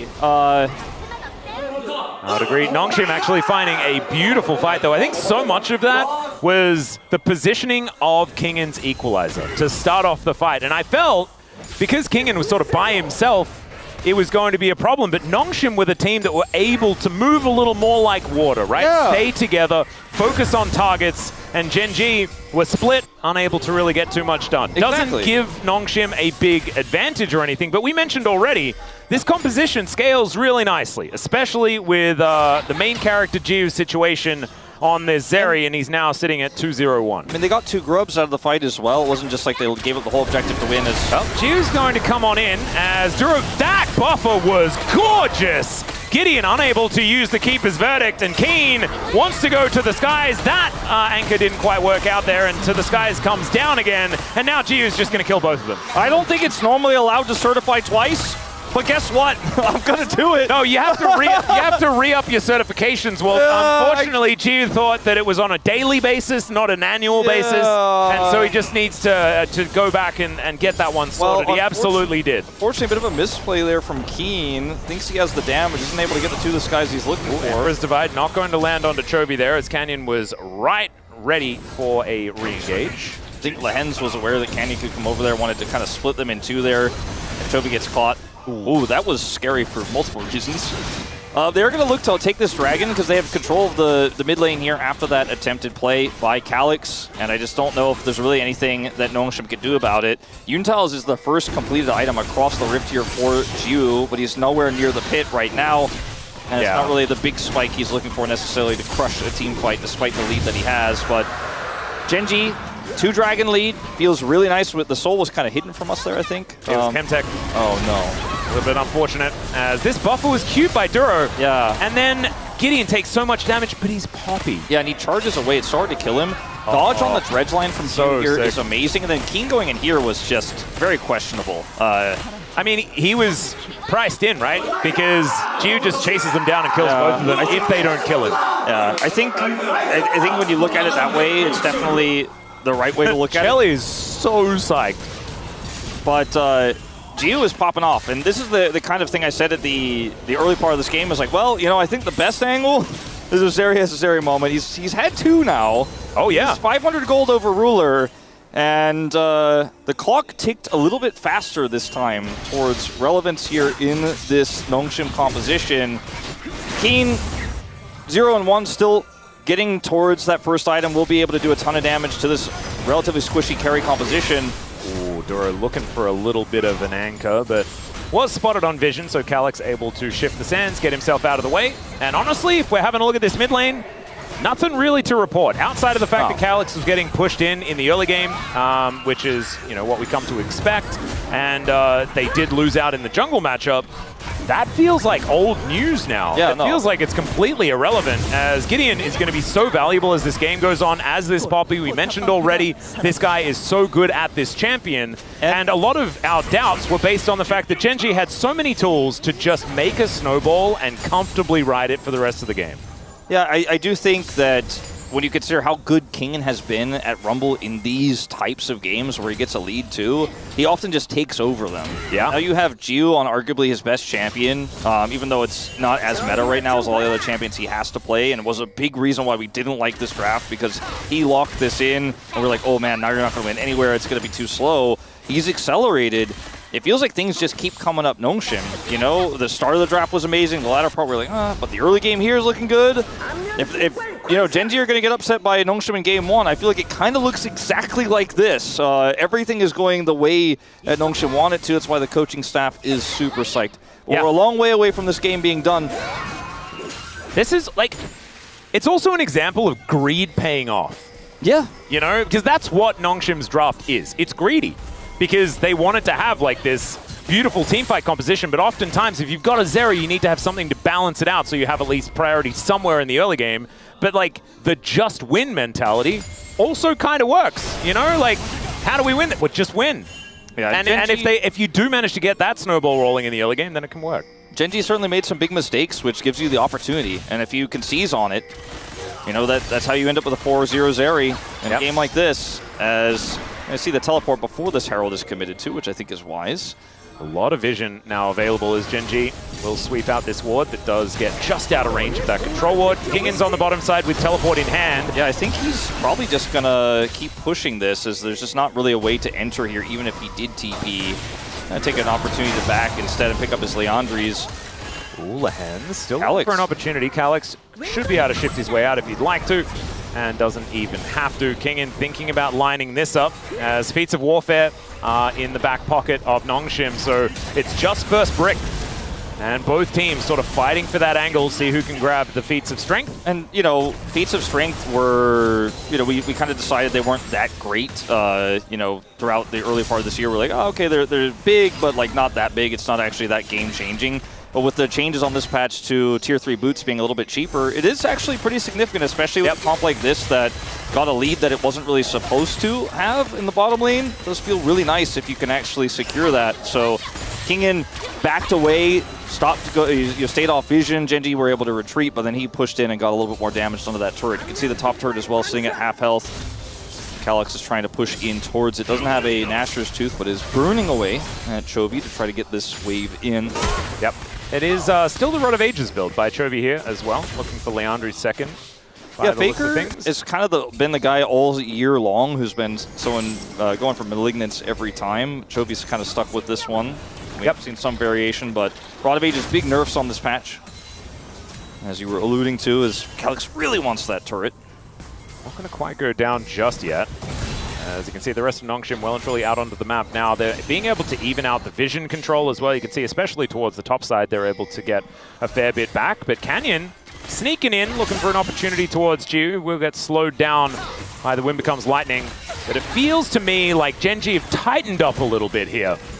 Things were definitely, like we say quite often, fast and loose in the earlier stages. Now Rift Herald goes down, and we'll see whether Genji can get themselves towards Soul Point by utilizing that to grab some Dragon control. Yeah, I mean, it's definitely going to be control of the Dragon over to Genji. Can they get the turret as well? It would be massive for them. Yeah. Nongshim are a little bit indecisive. Like, Kingin's not pushing the bottom lane because Jace is still there, so he decides to come over here. And now Chovy may just clear this wave and take the first turret, which would deny them that feat of strength. Well, Canyon moving on in here. If he steals this away, that's also feats of strength. As Keeper's Verdict goes completely wide. Canyon walking down the equalizer, though, is a little dangerous. He is just going to tank it to see what he can get done. As Gideon down very low, the Dragon forgotten about by Nongshim. They'll just give that up, but they do manage to back away. Yeah. So Soul Point does go to Genji. They get themselves feats of strength as well, but Nongshim, they leave no one on the floor. And thankfully for Nongshim fans, Jiu's still alive. And it was, you know, for Nongshim, a really tough decision-making exercise, right, as to what to do there, because, you know, you had Kingin pushing, but King comes down and catches the wave, so now you no longer can threaten that turret. Herald gets dropped because you gave that Herald up in the last fight because Genji had too much control there. So you either have to give the Dragon, which is Soul Point, to defend your turret, or give your turret and look for a forced fight there. They kind of did neither. They weren't able to get control of the Dragon, and they lost their turret anyways. So Genji gets Soul Point and get feats of strength off the turret destruction in the mid lane. So Genji now back in that 1,000 gold lead that they had earlier on. All right. See what the plan is. Because you know that Lehens has a plan. Right now, he's wandering towards the Fox Lady on the top side of the map. But I think Nongshim just understanding that they've got 2 Zeri moments. You certified it already. You just need to get the certification, right? And then you slow it down. I don't think they want to give Genji a free Chemtech soul. No. But I think, you know, the Soul Point, a little bit sad that they lost control of the pit, but all-inning for a fight immediately afterwards was going to be a mistake. Time is on their side, and I think playing things a little more patiently is working out for them. Yeah, I think once Zeri has 2 items, you start to feel a little bit more comfortable with team fighting. There's the Runins. Okay, so that's completed. Ruler also has his 2-item spike as well, but Zeri can have a lot more explosive team fight power, especially if Genji decide to try to go in and follow up on an Ahri play, for example. And you have the Alistar. Like, there's a lot of great tools here for Nongshim's composition. 2 items for Calyx is very soon going to be on the way here. Might even be as we speak, as he's backing right now. But if he grabs the Nashor's Tooth here, Nongshim are ready to fight. Now, the Dragon timer is 3 minutes. Otacon is going to be up earlier than that, so that's where vision control is going to be focused for both of these teams. And Genji, and I mean, like, they're still ahead in gold, but it feels like one of the most precarious Genji positions they've been in, you know? Like, they're usually way more ahead at this point in time, and the scaling aspects of Nongshim's composition must be a little bit stressful to kind of think about and postulate how you're going to make sure you can close this one out. And vision control around Otacon is step one. Well, True Barrage is going to give away that Genji has a ward in that brush. Lehen's really getting chopped down by that one. Gideon with a Mega Cone in the area. Steadfast Presence not really helping him out just yet, and Mega Cone does just remove the Ahri from the situation. The Honey Fruit speed up charm dodge? Yeah, there we go. That's the tech.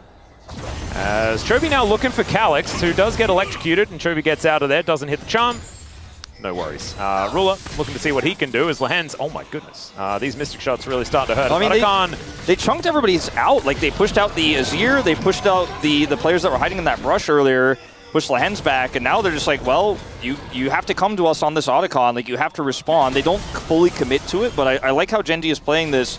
They need to get something a little bit more concrete, though, before we feel really comfortable with their position. They're holding on to that vision control, but if they just kind of back away from Otacon and Nongshim keep farming, Nongshim not start Otacon, then it gets a little more stressful. They're starting Otacon, however. They are indeed starting Otacon. You can see there's a lot of armor and magic resist now missing from Gideon and Jiu. They're committing. Yeah, Keeper's Verdict comes down, and the buffer is gorgeous. Down goes Gideon, and now it is just a matter of one smite from Canyon. He goes in, he grabs the Otacon, and now he's on top of Jiu. Will the knockup come on through? The flash out from Kingen, and they are just trying to keep as many alive as they can, but Nongshim, you didn't need to do that. No, you didn't need to do that. And I get the idea because you have Poppy, and so you're like, well, we just keep him away, and it'll be fine. Drew has done that a second time in a row. Yeah, no, he does hit those. But if he doesn't hit that, then you probably end up having a pretty nice fight after this all is said and done. But because he is locked down and killed, Canyon gets the guaranteed smite, and it's just as simple as that. Like, this fight, when he looks for this, if he channels it towards Canyon, he can't hit Canyon. If he channels it towards Duro and Duro presses Q perfectly, which he did, which we've seen in the past. We've seen Barrel do this. We've seen a lot of Nautiluses do this. I mean, it's a practice technique. The fact that Duro's doing it like it's almost like it happens automatically is what it looks like. Well, in this game especially, pretty impressive. It's one of those things where I feel like the only way you guarantee Genji get back control of this game fully and kind of wipe away some of the scaling aspects we've been talking about with the lead they have is to commit to the Otacon there like that. As Chovy. Yep. He is elected that it's Xerxes that's going to die, as Mega Blast Cone does bring Chovy into the Dragon Pit. This is Chemtech Soul, though, ladies and gentlemen. And Chovy is dashing over walls, looking for some opportunities. Empress Divide's going to throw him back, and it's Canyon that's the target. He throws down the ulti, the equalizer not going to connect, and Canyon somehow survives! Chovy is tanking two people, though that's another kill going over to Jiu, as Ruler gets hit by the extendo beam. But the fact that Canyon lives really keeps Genji in with a shot as far as this dragon is concerned. There's no ults here for Nongshim. I don't know if they can actually fight this without Jiu's especially, but with no equalizer, Kingen's gonna have to do some big heavy lifting. He's charging up his heat, and he wants to go in. Yeah, well, he gets in, he mega cones into the back line as they just evaporate him. Jiu trying to stand his ground. These are some low health bars, an opportunity for the Zeri. Gideon goes in, and down he goes as well. And Jiu, he was a one-man army in the early game. And unfortunately, it's not enough later on. As Ruler tanking up this Chemtech Dragon will be able to take that one down. That's going to be a soul. And Nongshim, they kept it interesting in the early game, but I think that may have been their last gasp. I think that definitely was, unfortunately. And I think that it's awkward here because look at how this fight breaks out. Huge opportunity, right? Calyx sees, I can kill Canyon here. I can split this fight in half. We have equalizer. Well, I think we all thought Canyon was dead. But Canyon plays it better. And it's just like the last top fight as well on Otacon, where they're like, oh, Gideon knocks them away, we win this fight. Help is pretty keen on how Canyon played that last one. And this fight is just unplayable without Jiu's ult and without Rumble's ult. I get the idea, like, Kingen charged his heat and went in, but I think it was optimistic. A little bit of a disconnect there as well. I think Gideon knew that he was dead. Yeah, I think Gideon was trying to save Jiu with that play, and unfortunately, he did not. I mean, like, the fact that Canyon outplays it is just like how Duro outplayed the Keeper's Verdict moments before, right? It's like these types of things with Genji, we're like, oh man, we've done this in scrims, like we have this up on Otacon, we Poppy ult, it's easy. and then Genji's just like one step ahead of you. One small step is all it needs. Canyon living there, playing that fight as well as he did, going back in onto Calyx and taking him out, wins the fight for them. And you know what the worst thing is? It's now easier for him to do it. As Chovy goes in, the charm is blocked by Lehens, and yeah, my heart would go on, will go on is what I had in my mind there as the Alistair makes the sacrificial play once again. Wow, if you remember, you know, it's been 13 years, but I still have that one in my mind. By 13, I mean 15. My God, that video is old. It's okay, Baron being started up here by Genji. I don't think that Nongshim are going to be able to do anything about it as Duro, Hex flashing in, looking for that opportunity as never mind. Actually, no, it was Hex Flash, and now he has his real flash up. Calyx is going to be able to grab some bounty gold by taking out this outer turret on the bottom side of the map. Duro has had so many good Nautilus games this season. It's just a pick he's very clearly comfortable on. He loves his Blitzcrank too, as we know, but this is kind of a similar type of champion. It's not quite the same reach as you can see. He's just on the edge of hitting these, and the guy is always at the right place at the right time fishing for these opportunities. And sometimes he comes up big with them, as he did in that Otacon fight and the fight before where he was able to buffer the Keeper's Verdict there too. Just really good at Nautilus. And Genji are now too big to fail, I would say. Well, Canyon is just walking towards Gideon, and Gideon with a late steadfast presence is going to just leave. And the fact that he's allowed to do that is a big deal. Calyx trying to dissuade Canyon from diving underneath the turret solo. I don't think he would have done it necessarily, especially with Genji able to push for free here in this mid lane. Creating those man advantages, getting in there, getting control of the jungle. And Nongshim really looking a little worse for wear in this game. And, I mean, this is just turrets falling like they're nothing, like they're made of paper into a 3,000, now 4,000 Red Bull Baron power play here for Genji. 8,000 gold the lead. And they're just fishing for any pick. A kill onto a carry means the game ends. Waves are crashing through. Land's looking for an angle. I feel like they may have identified something here as Canyon throws down the ulti. He's trying to keep himself alive. They're losing their base in response, but the jungler does go down. Now Calyx, a possible angle here, but he is just anchored up and destroyed. Great charm there from Chovy to start it all. And so that spells the end of the inhibitor. It evens it out to a 4v4. And Nongshim, they're already so far behind. Gideon goes in. The equalizer is desperate, but it is on the right position. Ruler going kind of crazy here against you, who just kills him. What? The prediction from Duro! Oh, give this man POM. Recency bias can get out of my video games. I want to write it down right now. This guy is so good. He lands another one. He may fall. He doesn't even die. Duro, that was insane. What? I mean, I wasn't kidding when I said he was good at Nautilus, but that's not exactly the level of play I was expecting. I think that's not a Nautilus thing. That's just a genius God Gamer moment. Well, he lands yet another hook. This time it is just a sad Kingen who is watching his Nexus explode. It does exactly that. And it was a little bit more of a roller coaster than I was expecting. But in the end, Genji do take the expected Game 1 win. There have been a few games recently with Genji where things are looking a little bit rough in the early mid. Like that D+ Game 1 I was talking about where you're like, oh, there were some big mistakes. There was some greed out of Genji, right? Almost hubris in some of those moments, like Ruler's Flash, and you're like, uh-oh, Zeri has 4 kills. Is this losable? And then Genji just play every other aspect of the game so much better that like, okay, so they lost an early game. So what? I feel like it was, oh, I guess we need to lock in. Yeah, and and then they did.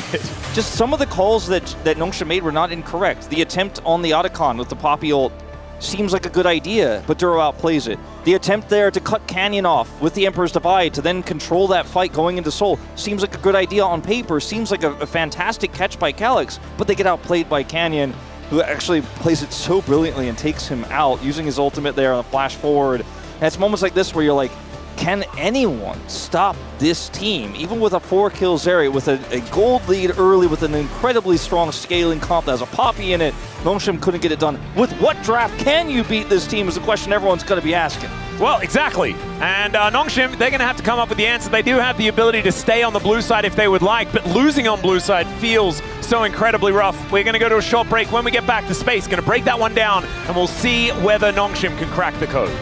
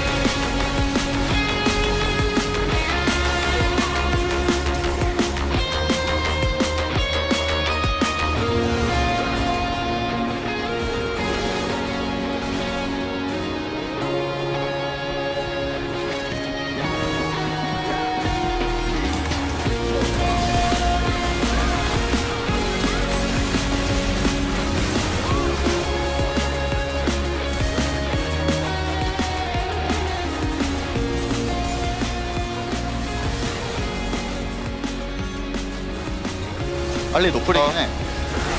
내리 공 어때 맞을래요? 앞에 거부터? 내리도. 호비 노플. 타워부터 할게. 와 이게 죽어? 노플이야. 야 럼. 아 오케이. 이게 죽네. 야 셀레네땅 나오나? 나 메어풀 럼블한테 되긴 해. 나 스킬 없다. 스킬 없어. 괜찮을 것 같긴 한데. 아 괜찮아. 호비? 끌어줄게. 럼블 럼블이야. 오케이. 라인 두개 좋아서 한번 해내자. 계속 와봐. 나 메어풀 보게. 왜 저기로 와봐. 아니다. 나이스. 힘싸움이 온 거 같아. 죽여.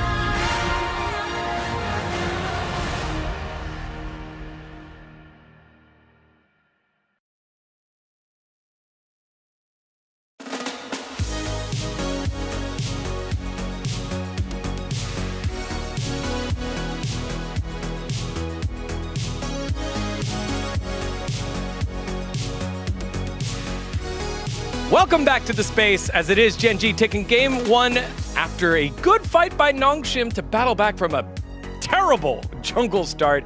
But Gen G just continue to prove why they are one of the best teams in the world. Digon here alongside Chronicler and Wadid. You can always nitpick, but I thought that was actually a really good showing. That was kind of what we wanted. Gen G still winning. Even with that early start, shouldn't come as too much of a surprise because they are just on another level right now. But I actually really liked how Nongshim played the early fights. And this is kind of what you'd want, because with Nongshim there is still kind of, I think, the prevailing question of where do they really rank, right? Like, are they really that close to the top after this first game? I think it's a tentative yes. I don't think that they actually get to take down Gen G, maybe in a game, but in a series it's still hard, but they played well. Yeah, Gen G's a little bit mechanically better as a team. A little bit. I still think that they are so much better as a team, like Nongshim. Like before, like back in the day, they were like having no plan, no clue what should they do in the objective. And right now, I feel like they're setting up and playing on Lihanzo and the playmakers. And I think everyone is just stepping up. It's just like Gen G. I think they're one of the best team in the world right now. That's why it looks really bad, but yeah, I mean, it's Gen G. So. Yeah, it's Gen G. There are maybe like 3 teams in the world that can stand out to them right now. One of them is Humble Life. It's not an easy task.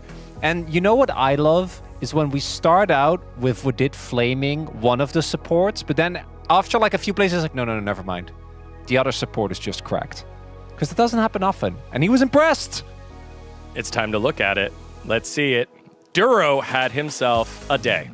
In one game. I mean, everyone knows you can actually cancel many skills with the dredge lines, right? Like Blitzcrank Hook and like Poppy Ultimates. But yeah, I mean, everyone can do it. Like, it's kind of easy technique, but not on stage.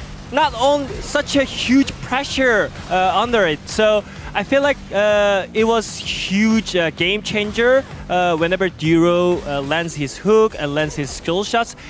Look at the reaction, man! I don't know. I didn't even see like Lihan's pulling off the flash. So this is where... Wait, cut the tape! Cut the tape! Oh, God! Duro then kind of... I mean, he followed Ruler makes a big oopsie. This ends up being a little bit dicey. This is where Wadid was like, oh no, that was just a Lihan's mistake. But then here... Oh my god, that was just so clean. And also, I just really like the idea behind. Okay, so it also ended up really bad, you know? But the idea, so you are trying to defend their play, try to predict what they're gonna do. So you are kind of try to help your top laner on the top lane. And also this one, nah, you're not gonna hit me with that ultimate. It's so nasty because that's what gets them out of con. If he doesn't hit that hook, they don't CC the Poppy. He's there in the fight. They don't get out of con. And this is where the game truly falls apart for Nongshim. I think this is kind of the beginning of the end situation. And then just, this is a bit of a spoiler. Man, I really like that confidence, you know, and support. I know that feeling. If you feel really confident enough, you can pull off everything that you got. And I think Duro right now with Gen G players, he's finally popping off. It's so cool because this was the big weakness of this team, right? Him and Ruler. Chovy wasn't in great form during LCK Cup. Yeah. It wasn't really the problem.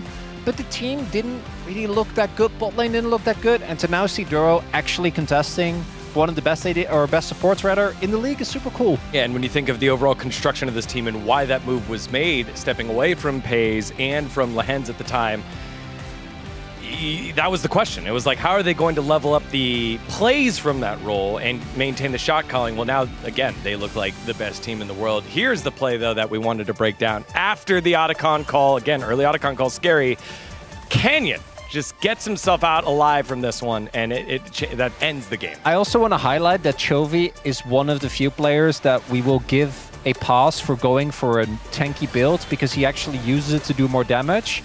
And this is the most disgusting Xin-Zhaoing I've ever seen. Yeah. Like, that's insane, the fact he doesn't die there with his ultimate. Yeah, and also maybe next time I wanted to spotlight more about how the stronger team approach to the fight is that you actually poke them down with the skill shot and then you force them to come into you, not you really hard force the fight. You know, you could see the Chovy was literally just poking not really like engaging on them, you know, like your RA is just going in with your skill shot and you hit them and you make them just half HP and you do not overforce that. So I think that's the way how the stronger teams are looking for the fight and then force enemy team to come into the pit, the comfort zone. So I feel like Genji was really good at doing those kind of plays. Especially comparing that to the situations that DRX were in earlier in the day where, exactly. you know, Yukao was on a different page, Baron was whittling them down, a lot of hesitation. Genji, they know what they're doing, the calls are very clear, they're able to execute on the play. But we wanted to make sure we gave Nongshim their flowers. They looked good. They need to come up with something else. I mean, you saw the coaches cam. Shelly was like, oh my God, this early game. We're doing great. Everything we practice is good. But then those brilliant plays come out of Canyon, from Duro, from Chovy, and we haven't even gotten to Kian and Ruler yet. This team is so dang good, but they're not done yet. 1-0 is the score. Will it be a closeout and a 4-0 day, or will Nongshim battle back? Let's find out as we send it over to Wolf and to Alice.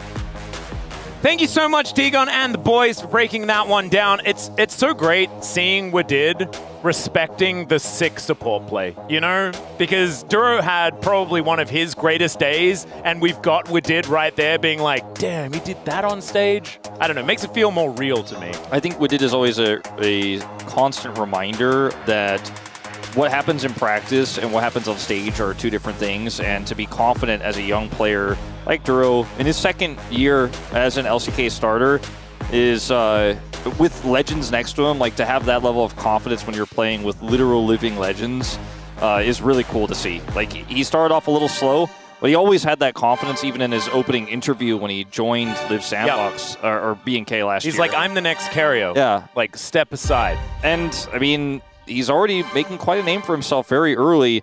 It feels like that one weak point is being chiseled away at by the weak point itself. He's patching his own hole. Yeah. He's just super good now. As Nongshim, like you said, get blue side again here, of course, but if they do bring it to 3, that'll be Gen G's, but they get one more opportunity to have a better draft. We liked the first half of their draft a lot in the last game. The second half didn't necessarily matter because there were some shenanigans and they got ahead. Let's see what they can build for us here in Game 2. Yeah, this is a really interesting change-up, though. Nongshim banning away Nefiri. Nefiri wasn't even considered in the last game, as of course, Poppy, very high priority for Gideon in particular, as well as Canyon just going straight towards Xin, which is the best jungler on the patch. So, pretty obvious, and now we can see the deviations starting, as the Talia is going to continue to be banned, Vi and Gwen, both also staying the same. And I think Sejuani makes a whole lot of sense as a final ban once again here for Gen G. And will it just be the victor? As we were talking about Kalista as well. Kalista actually made it to the 2nd round. We can see the priority on that pick is falling down as, okay, the Nidalee is now going to start being banned. You can see what happens. Like, Nongshim recognized that we are actively going to give him Xin Zhao. And then when he is not the obvious pick, you have to ban away so many weird things to stop Canyon from running amok in the game. Will we just see Calyx first pick Victor in this situation, or will they go for the Sejuani? I feel like they're going to go for Sejuani, actually giving Jiu the power in this one. After a pretty good individual performance from him on Zeri in Game 1, definitely feel a little bit more comfortable making this call. Not saying that Varus is not an insanely strong pick that's definitely first pickable, but you're putting your eggs in the Jiu basket, which has definitely not been the shiniest and happiest basket so far for Nongshim this year, but great start in Game 1. This does give over Sedge to Gen G if they would like it. Also, Chovy can end up playing Victor if they want to go that way as well. Yeah, and he has had, you know, the most iconic play of the year thus far on the Victor, that blind death ray. Or live in my live in my brain forever. If we just go Renata Kalista and just try to outpush the Varus lane, or we go Ashe Renata. And Renata Kalista with Poppy Fearless band and Talia just regular band doesn't feel too bad. And this is. So we have to, you know, go back memory lane just a little bit here, as Ruler did spend some time outside of the LCK.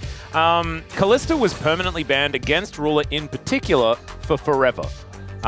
because he was just too good at it. And it got to a point where he played the champion like twice in the whole year, and we still had to talk about Ruler being great at Kalista. It's just that no team would ever let him play it. I remember in 2021, in my debut casting year of LCK, Kalista was not very meta, and it was banned against Ruler on Genji every single game.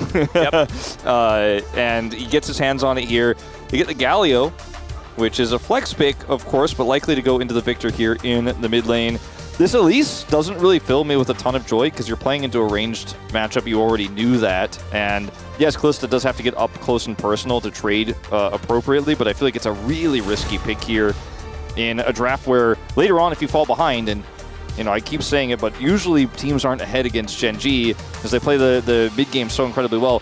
Then the Elise is so squishy, and you're constantly fishing for picks when there aren't very many great targets, at least not yet in this draft. The Sion ban here makes a lot of sense when you consider the Victor and the Varus and the fact that they banned the Nidalee already. They're kind of leaning towards probably just going to put Kingen on a tank here, so I like this ban a lot for Genji. Yeah, I like it, especially when you've got a Kalista as well, not necessarily super well known for just dealing with tanks. Renata is not great into the draft. It's great in the lane, I feel, but it's not great into the draft here for Nongshim because there isn't a whole lot of dive. Like, there isn't a lot of, like, I'm running at you in, oh, I hope you don't, Renata ult me and berserk me while I'm coming in. So I wonder if there's a way that Nongshim can find a top lane pick that's a little bit more safe. Like, yeah, they banned the Renekton away. Maybe even a Gnar here feels okay. Maybe. Wouldn't mind that. I'm trying to think of what's the way to keep the most space possible into this, Renata Galio. If you buy range into this Kalista, because you already have the Varus and you have Victor, you could just, outplay Genji in team fights by playing around that range and playing around zoning really well. I'm really curious about what Canyon's going to do here. I think the obvious pick right now is Sejuani, but they do need damage. And so a Pantheon going down the Yona route, he is going to lock that one away. And I think it fits the composition a little bit better, but it does give Gideon the Sedge, and it fits into this draft really, really well. Okay, Sejuani going to get locked in here, so it feels like they're going to go for a melee pick in the top lane. Or they're just going to pick Veigar. No, they're not. That's just Lehen's being like. I feel like Gnar is the safest. I was wondering, like, is Kingen bold enough to go blind GP here? I don't think so. Oh, man, that'd be sick, though. Because that also does really wonders into this comp zoning-wise. A little bit risky into the Pantheon, but... Oh, this wasn't the one I had in mind. Yeah, so... Blind as well. Yeah, Yorick hasn't necessarily been performing super well here in the LCK, which is why we groan a little bit, even if elsewhere he has found some success. All right, so win or loss, how many, with this Camille lock-in, how many deaths do you think Lehens has this game on the Elise? Ooh. I'm going 7+. I was thinking 7+. 7+. That was my immediate thought in my brain. Even if he wins this game, it is a 7+ death game on this Elise, because who do you find? Who do you catch? Like, there's not a lot of angles outside of the lane. The lane isn't even that great. Like, I feel like this Elise pick is really going to come back to bite Nongshim, especially because they opted for Sejuani Yorick as their top jungle setup here, or jungle top setup. And they did it blind, so now King gets to play the Camille. The lockdown onto this Varus is pretty insane. The follow-up Camille Galio, I mean, it's a tale as old as time. I feel like if they played Gnar, it could have been the same thing. Like, King could have still locked the Camille and played the Camille into the Gnar, and then Pantheon plays topside, and the Gnar gets crushed. But you're playing a Yorick, so your team fight power goes down a lot. And your map control goes down a lot because they already have a Pantheon. Now they have a Camille. I feel like, again, the first half of the draft was okay for Nongshim, but the second half really didn't hit the mark for me. No, I would kind of agree with you. I think that Yorick feels like a cop-out a little bit, because it does mean it's like, oh, we've identified that we're not really going to be able to team fight against you. Haha, we'll play side lane. And we've seen that hasn't necessarily worked out. It's a little bit more difficult to be able to play that. But this is Lehens on the Elise. So it tracks a little differently to our other Elises. We'll see whether he can make the magic happen and bring us to a game 3. Make it at least a 5-gamer here today.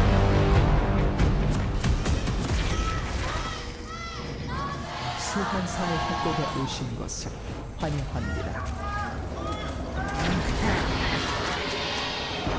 All right, here we are onto the Rift for the second game of our final series, and already Nongshim have opted in for a little bit of cheese.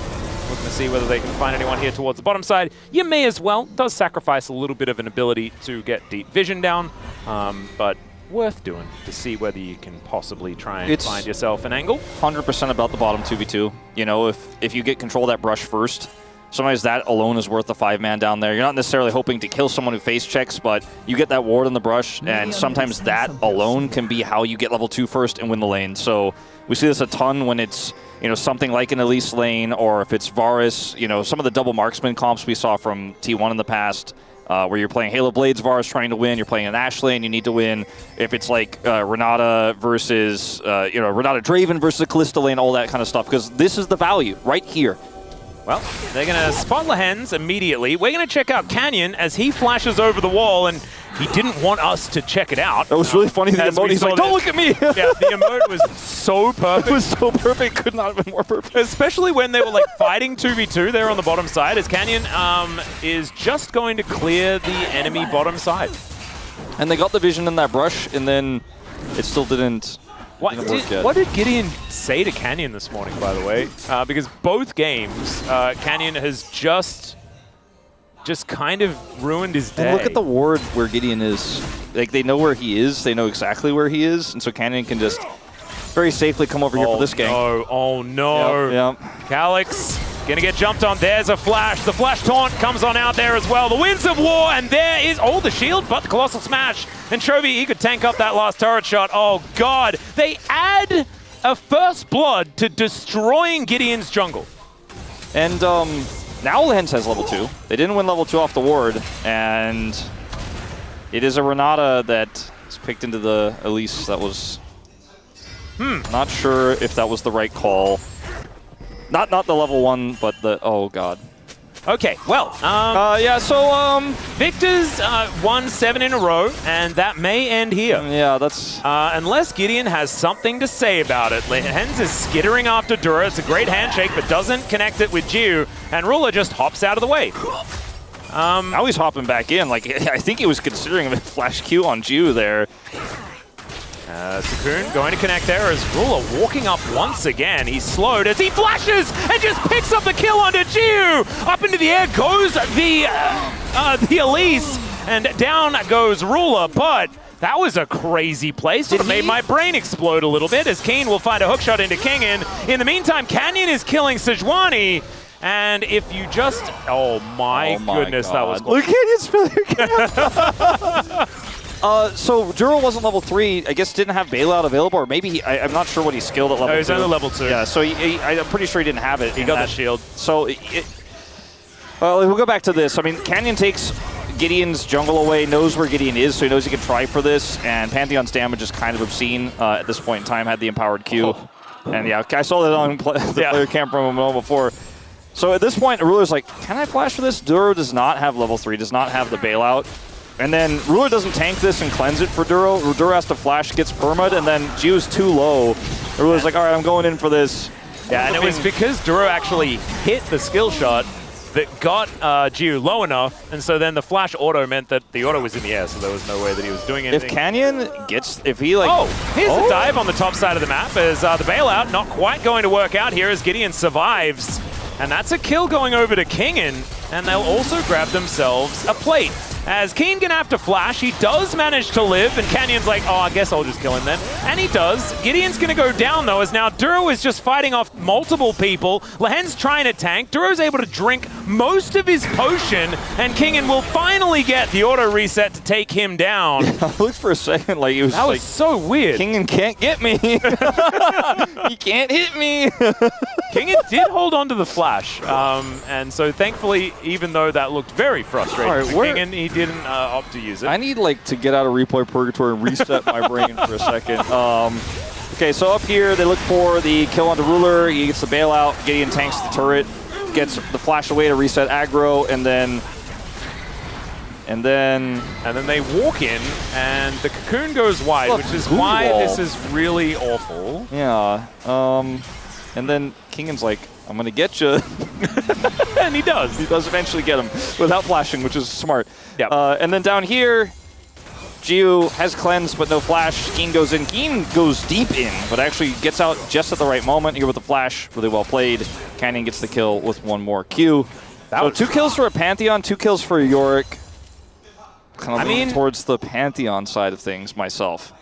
Definitely, as far as Genji's game plan is concerned, but Nongshim really need Kingin to be ahead to be able to get any sort of value at all, right? You need to be able to put pressure in these side lanes, and with a couple of kills with a bit of extra money, he's definitely going to be happy about it. Keen, though, is doing just fine, and remember, it's a Camille. She does true damage. She'll be able to one-shot Jiu if she ever is left alone, and Jiu doesn't have a lot of mobility options in order to get out of the way. It's hard for Jiu to find anything there without level 6 or without Gideon. I think now that Gideon's here, they could have maybe, if they had a wave, tried to make something happen there, but Canyon's nearby. They don't opt for it. They don't opt for a dragon either. Genji on the top side of the map. Grubs, of course, spawned at 8 minutes now.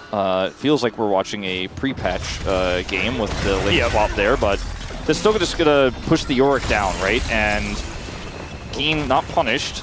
Big colossal smash there as the dragon has been started on top of a ward here, and Gideon, I think, smells that there is a bit of a problem, especially given the fact that Chovy is able to clear out that control ward. No control of mid lane here for Nongshim means that they do have to forfeit this, but there's a control ward in the back of that pit. Nongshim will know exactly what's going on with this dragon. Some arcane storming happening in the mid lane. It's not really a fair fight here because Chovy can just ult in. He has mid prio. Well, Keen not going to be able to just hookshot onto a person. That's not how that kind of works, as now he might need to get himself out of here. Cocoon going to connect, though, and Keen survives for a little bit longer, but Gideon is just going to put him down. Flail to the back of the head is going to work there, and 10 seconds in the death chamber there for Keen. No teleport means that this dragon should go over to Nongshim pretty comfortably. And kind of a weird setup there for Genji, as they didn't have bottom side prio, they had mid prio, but Chovy didn't ult in, and then Keen just got cut off. It was really well played by Nongshim. Like, Nongshim were like, okay, well, Keen's trying to get in, we're not going to allow that. Made it! Oh, goes down. Looks a lot like an Ouroboros from Xenoblade 3. Yeah. With this particular skin. I can see that. Very, very cool. Anyway, Genji will just come on over. I think they'll be able to collect these grubs. Yeah, I mean, this time... there's anything that Nongshim can do about that? Yeah, this time Nongshim are nowhere near the objective. And Chovy also could still ult over here. He didn't not opt to do so the last time around. But this is looking like it's going to be a full set here, as mid prio makes it so difficult for anyone to get near. Canyon, all he has to do is not smite the second one, and then he can guarantee the third goes over his way with smite. Not even a handshake on this in any way. I do love the change to grubs. It's my favorite change on this match, to be honest. Yeah, I really like it. I think that there was a lot to keep track of, and so just being one round of grubs makes it feel special, as Chovy is going to have to taunt up Lehens here to try and keep himself alive, but he absolutely does. Flash still available, no real threat here, and with the fact that like Chovy's Galio has had permanent mid priority against a Victor, I just feel like that's unfair. I just don't think you're really normally allowed to do that. Yeah, I mean, when you have this much MR, and it's really just about spacing for the Victor, make sure that Chovy can't actually trade with you or interact with you, and just kind of keep him at bay. But Chovy doesn't take that much damage at this stage, so he kind of just pushes this through and walks away. I think if he's hit by spells only by Calyx, he kind of just heals with this Spectre's Cal. Yeah. It's a little bit unfair. It means the minions get pushed through the Calyx as well if he's only hitting Chovy. And yeah.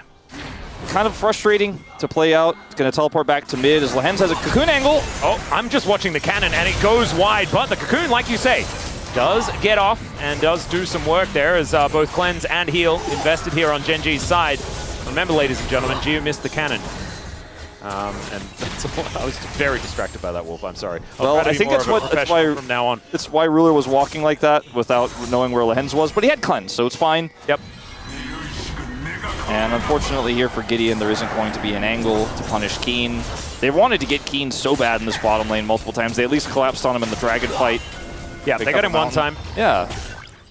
I feel like the game is still very much a pretty even one, especially when you consider the scaling element of the Victor in this game. We're going to have to see Nongshim stabilize here a little bit through this mid game. As it's only an 800 gold lead right now, but let's make sure this Varus doesn't get any further behind, because Gio is one of the main characters in this one, especially with no Yorick to team fight in this. It's going to be this Varus that needs to do a lot of heavy lifting later on. Yeah, and I think it's kind of awkward as well because this comp is kind of gauged towards, okay, that is going to be Canyon stealing it away and Gideon now being in trouble. Taunted back, and Bristle and Sejuani are really in a rough spot. The Glacial Prison doesn't really do too much, and so the flash has to be employed to get him out of there. Next Drake going to be up in 2 minutes, so the ulti will be available, flash will not by Gideon. That's right. Chovy, man, he is just he's kind of chovying this lane pretty hard. Yeah, he is. For a taunt. Remember, ladies and gentlemen, chovying now just means winning in any way. In a perfect way, actually, without making any mistakes. Winning really good. Doing good winning. That's chovying. We were discussing it yesterday if Perfect should just change his name to Chovy. I really did like that bomb comment idea. As the handshake comes on through, hostile takeover is down as well as Lehens. He's staying alive for a really long time. There are so many sticks into this Elise, though, and he is just going to go down. Ruler will get immediately bailed out and then killed again. But he gets a double kill. Kingen, he teleported in. He's looking to see whether he can get even more in this game as Canyon wants to kill Gideon. The flash forward, he'll get his prize. And now he's inside the ghoulie wall. He gets so much of his health back, though, and the shield comes in, and it's not enough to save him. The Maiden will be able to get rid of the Pantheon. Man, so similar to those Ouroboros things from that game. It's a very close game in terms of the gold. The problem is that 3 kills are on a Sejuani and 3 kills are on a Yorick. That's the kind of lines I'm seeing here. It's like, okay, they got something back. It's just not really feeling great as TP is being committed to. Yeah. Oh, the Justice Punch angle was gorgeous. As now Kingen trying to stay alive, and Keen, he can tank up that turret just long enough. Even the Maiden is going to be put down as Gen.G will eventually win out on that trade and put themselves 2,000 gold ahead. Yeah, and look at the lane setup. Well, we won't be able to look at it until we go back to live and it'll be missed. But my point is, after all of this, Victor is still pushing bottom, or can't push bottom side, so they don't really lose anything from the play. This is just really good play and trust between Duro and Ruler in a fight like this. Canyon shows up, Ruler puts the sticks in, has the bailout, and then here... In the meantime, Duro is dead. And back to your usual programming. So now Calyx actually did get the push here into the bottom lane, so he's going to pick up some plate gold as well. Oh, Canyon is going to get cocooned. Ruler is over here though, Lehens, oh dear. He is going to be able to hop on over towards, that was actually Ruler's little sentinel. That's very cute. As Keen just dives on top of Lehens, and Lehens is really dead. The approaching Chovy means that they cannot actually follow up on it, and so thanks for the leash, says Gen.G, and they will be able to take down the Infernal Drake. How does Duro dying unceremoniously translate into Gen.G getting a Drake? They just didn't really have the setup to fight after that. You know, it's a catch that comes through while the Victor is pushing the bottom lane, isn't set up with his team to then control the fight. And speaking of the Victor, he's just going to get punched. Yeah. That's okay. We'll watch the replay and break it all down, but it's just Gen.G, the faster, quicker reaction to a play like this. Like, look at where all the members are. Like, Keen's coming down. And yes, you end up catching the Renata, but use a lot of tools to do so, by the way. That was a weird transition there. That was weird. Okay, we're gonna, okay. And now, yes. And okay. Forward and here we go. Okay, so Victor is pushing bottom. Keen can actually get over here super quickly, and then Lehens just ends up losing almost all of his health bar here as Ruler chases in. And Alex is kind of like, he can't, like, the thing about Victor in this situation is he had Cryo, but he can't stop Keen from getting in. And they just don't have the numbers advantage. Yorick is not there, and even if he was, I don't know if it would have really changed things. No, that's the problem. It kind of doesn't. And as soon as there is any sort of forward momentum from Gen.G, like getting a little pick onto Lehens, Kingen in a side lane, and the group up, then Calyx has to give ground, right? He really wants to be getting rotations and spells down, get lots of damage, as we know Victor is very capable of doing. In this composition, it's kind of impossible. I mean, the Renata in this game, you have 2 range supports, right? You have the Elise, which is range half the time, and the Renata, right? 2 aggressive supports trying to win the lane. But what Renata does is empowers her carries in this game. Can even empower Chovy if he goes in deep, can empower the Pantheon to get a reset, can empower Keen. Whereas Lehens just trying to do a little explosion on somebody. And if he doesn't get it, he doesn't do anything. He doesn't have a locket. He's got Zazox and Dash Cannon. Oh, Cocoon is going to hit Ruler somehow. It's kind of crazy. Ruler not under any threat because he wasn't in vision, but still, that was cute. And Locket, the Iron Solari for Duro, going to help his whole team in every fight. Yep. And that's kind of the difference in what these champs do, especially when Gen.G start to get control of the game and start to take a big lead. That's where we were talking about the 7 deaths for Lehens. We're still a ways away from that, and maybe we're not really on pace for it at this point in time because he had a pretty clean early game, didn't make too many mistakes, but it just gets harder and harder and harder to take vision away as this squishy Elise as this goes on. They will get the Herald, it looks like here. Genji coming for a late contest. Maybe actually they can take it away from Nongshim. Well, full vision now picked up. They had that control ward in the pit. Kingen with the push, though, as we can see. The Maiden helping out. Canyon just going to move on over and say thanks for the leash. That was odd. They pick up the feats of strength as there's the Glacial Prison. It connects onto Chovy, though. He's capable of ignoring it.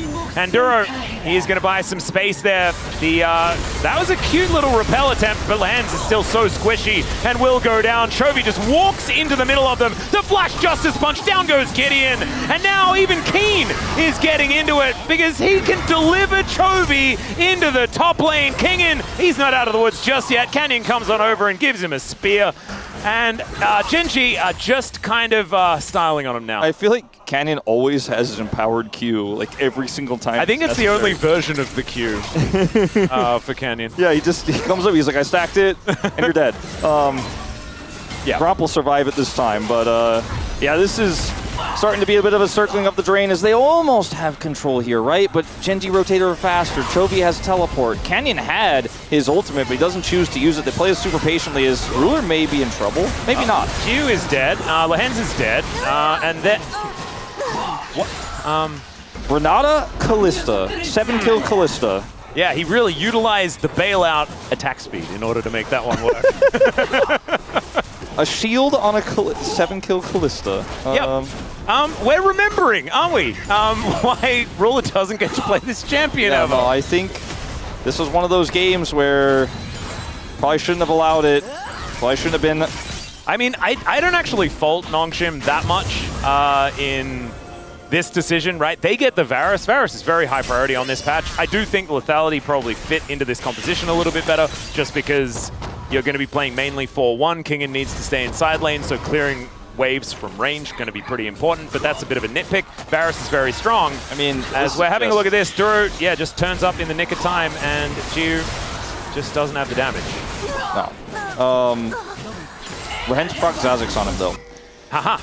I'm not a big fan of the Elise pick in this draft, nor am I of the York. I feel like if you had played something that has a little bit of power, like a ranged champion that can team fight well but is pretty safe in the top lane, I would have liked it more. We would have liked a safer pick than the Elise into a Callista Renata composition. And I think they're paying some of the consequences of that, but I think Genji are just playing overall the better game. And we can nitpick all we want, but Genji's not doing a whole lot of losing. They've only lost 3 games this season. And it's not looking like Nongshim are going to be the team to hand them their first loss. I think a lot of us are going to be looking at our calendars for when Genji Humble Life Esports is going to be happening again. Because I tell you what, it'd be pretty cute if they went 1-1 against one another. And that is sort of like the only loss both of these teams has. It's match 71 on the 21st, so second to last week of play. Yeah, so we're going to be saving the best till last, I guess, as far as that is concerned. And both Genji and HLE are going to have to keep up the lossless streak as Ruler is going to be able to cleanse Gideon and the Chains of Corruption just go wide. That's a lot of sticks. Fate's Call comes down, 3-man knock-up from Duro, and there is the ultimate as well. Jiu is going to get taken out, and Ruler is continuing to hop forward. Genji, this combination, when it works, it looks so good. And Nongshim don't have an answer to it as Keen is going to dive forward. Kingen is put into the Hextech ultimatum. And sometimes ultimatums really do feel bad. That one is certainly one of them. I mean, we're 20 minutes in. Break stuff. Yeah, 20 minutes in, and Genji are just like, can we end? 12 seconds here on this Varus. Calyx is at full health and should be able to clear this as Victor, although a Herald? Herald. Dancing Herald? Oh god, we might get Dancing Herald? Question mark? That would be crazy! As Canyon's gonna get the first charge, the first Nexus turret will go down. Genji is so far, it's a 10,000 gold lead at 20 minutes. Yeah. Shelly is not gonna be dancing because she is dead, unfortunately. And Nongshim's, you know, like, they respawn really fast because it's still quite early. So 9,000 gold lead. Nongshim back out onto the map, but not for very long. I mean, it's funny that they killed a Nexus turret while both the inners in top and bottom are up. Yeah, they could have definitely just backed away and used the Herald to guarantee like maybe even a charge on the second inhibitor turret in the bottom lane, but it was very fun and exciting when they tried to potentially end the game. Like if Nongshim had made a mistake there, they just end. Oh, Nongshim Otacon angle? As let's have a look at this one more time from Ruler's perspective. The problem with the Sejuani that doesn't have any follow-up is that Ruler has cleanse. Yep. And live? In live, they're engaging onto Chovy. The level of possible that a successful outcome from that is quite low. As Otacon hasn't been started just yet. Duro's going to be the one to take the chain CC this time as Canyon moves in. They know that Duro is dead. He gets a nice little handshake though, as now Canyon going forward. I don't know about that one. He flashes away immediately. And Keen, he goes in, he finds the backline, but he ults Gideon just to try and break up this fight. And Gideon, he is definitely a killable target because they are so incredibly far behind. Keen now just on cleanup duty. He finds the hook shot as Calyx with a crying bee is going to be moving away from this. There's the Grand Starfall. He knew that he was dead. And a gargoyle delivery as well is going to come in as Chovy realizes that they can just walk in the front door because they've already destroyed most of this space. Yeah, I think he's pretty happy to just walk up and say, yeah, 21.5 minutes in. I think that sounds about right. Is this the shortest game of this season? I'm looking. Because I think it might just be. I don't think we've seen anything sub 20 minutes. And yeah, this is an absolute shellacking. Ruler dancing around the Nexus will put the last stick in there. And damn, that was a statement game for Gen.G. It's almost 3 minutes shorter than the fastest game of the season, which was 24:33. Yeah, I was looking and I saw that number. I'm like, that can't be right. Yeah, so a stomp here in the second game. First game was definitely interesting. The second game, I think the draft left us a little bit wanting. And you draft against Gen.G's strong early mid, and you play risky. Sometimes Gen.G has Ruler flash over the wall and he dies and the game gets interesting. Sometimes he plays Kalista, and it's just not even close. Why does his Kalista look so different from other ones, though? I mean, he has a really good team. He's often had really good teams in the past, but I'm not going to say that. I think his spacing is good. I think his judgment skills are great. And Duro gave him a lot in this one. For me, it's kind of a toss-up between voting for Duro and voting for Canyon in this one. Yeah, I think Canyon had 2 phenomenal games. I think he outclassed Gideon both times. I think I have to vote for Canyon. No, but Duro was so good in game 1 that I think, regardless of what happens in this game, Duro should get it. That's I think both are viable. I'm a bit of a jungle voter today, and no, I think as far I'm as definitely not a popular voter. Yeah, consistency over the series, Canyon looked much better than he's looked, actually. Like, you think of last year, but Canyon kind of muted. Even the beginning of this year, not necessarily having the pop-offs outside of a couple here and there. So I think a return to form for Canyon is worthy of celebration, 100%. Gen.G, I mean, it's just one of those series where they can do no wrong, it feels like. And even in the moments where they do wrong, they right it moments later. And this is like part of why I vote for Canyon for POM, right? Because he just runs the early game, gets this insane gank onto Calyx after taking away his opponent's camps, which he also did. And he 3-buff double scuttled in the last game. Yeah, that's what I'm saying. Like he kind of just had this insane performance, regardless of the outcome of everything else. The Xinjiao moment in game 1 as well, where he outplayed Calyx and killed him before he died, was pretty crazy. Here, doesn't quite get the second kill. He's like, I want it. Do on cooldown. I don't know, it's just Gen.G, everyone's on the same page, the comps are good, the responses to the draft here from Nongshim are good. Like, I feel like in isolation, Camille Galio is really strong, but it doesn't necessarily make sense into all comps. But into this Varus comp that doesn't really have that much of a front line with the Elise that was set up here, with the Renata that you already have in the bank, like everything that Gen.G put together here just makes a ton of sense. It feels almost dated if you just don't think about what they're playing into. When you think about what they're playing into, it feels genius. And so, yeah, kind of. I mean, I think Camille Galio is always going to feel good. But like you said, like this is something that we haven't necessarily seen teams index into all that often in more recent times. Damn, looks good when it works, though. I tell you that much. As it turns out, King's good at Camille, Chovy's good at Galio?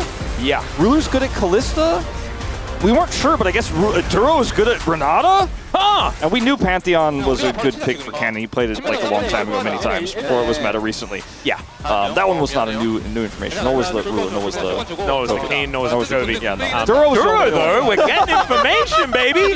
Last time he picked up POM, he's got 100 points so far. He got it on Braum and Alistair. And if he got it this time, it would be on Nautilus and Renata, which would be very, very cool that he's got individual champions every time for his POM as such a new player. Canyon still hasn't gotten any POMs. All right, then hopefully it's going to be him. I mean, he ran the jungle, and Gideon has been performing really, really well. I think the resurgency of Nongshim is largely based on the fact that Gideon has been having better performances. But in this game, it was a ruler gap. We didn't quite get the 7+ deaths on Lehens, but the game ended really fast. Wait. Maybe it's a Chovy angle, because if you have a look at this this gold graph, it's kind of like a right hand is pointing. Canyon got it! Hey, there you go. So no one saw the signs. No one saw the signs. So Canyon is going to be able to pick that one up, and he had game-breaking performances both times, set up the early game so beautifully. We have such an insane jungle pool at the top.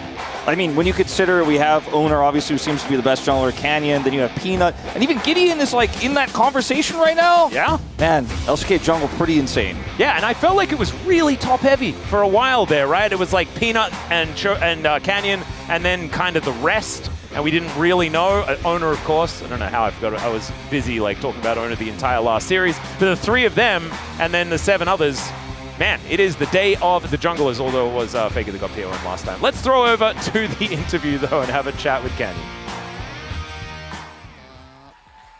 Thank you very much, guys. This is Dear for the POM interview translation, joined by Canyon on the side of Genji. This is your first POM, Canyon. How do you feel? Yeah, it's been such a long time since I stood here getting interviewed. But being here after a long time, it still makes me happy. And you guys now have a 22-match winning streak. How does that feel? Yeah, we're actually doing so well. Our form is in great shape. And since we are still undefeated, I hope that we are able to continue our winning streak. And right, that's the 22-match winning streak against Nongshim. And from Nongshim's point of view, Genji must feel like an immovable mountain. So how do you feel about that dominant match history? You know, I wasn't a part of all of that match winning streak. But yeah, I think that matchup itself seems so dominant. It's actually quite surprising to see that kind of data. And in game 1, the enemy Zeri got fed, making it seem winnable for Nongshim. But Genji's gameplay was just so solid.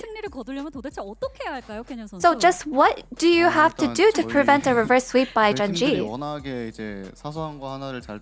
Our team tries to catch every single trivial details, and that's just the way our team plays, and that's our style. So we try to minimize all those sort of mistakes.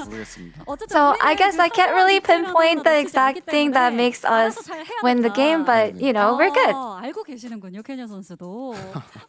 So you are so well aware of how Genji is just so flawless. And in game 2, you played Pantheon with the Camille and Galio lanes, so this trap showed your intent to start snowballing early. Do you think it played out as you planned? Yeah, I think it was a great start for us in the game. But there were some accidents in the middle of the game. But I think we're able to take the lead and try to take and utilize our advantage. And you were actually pulling out so many crack plays as a jungler with all the mind games in game 2. So how did you come up with the early jungle pathing? You know, the Victor's ward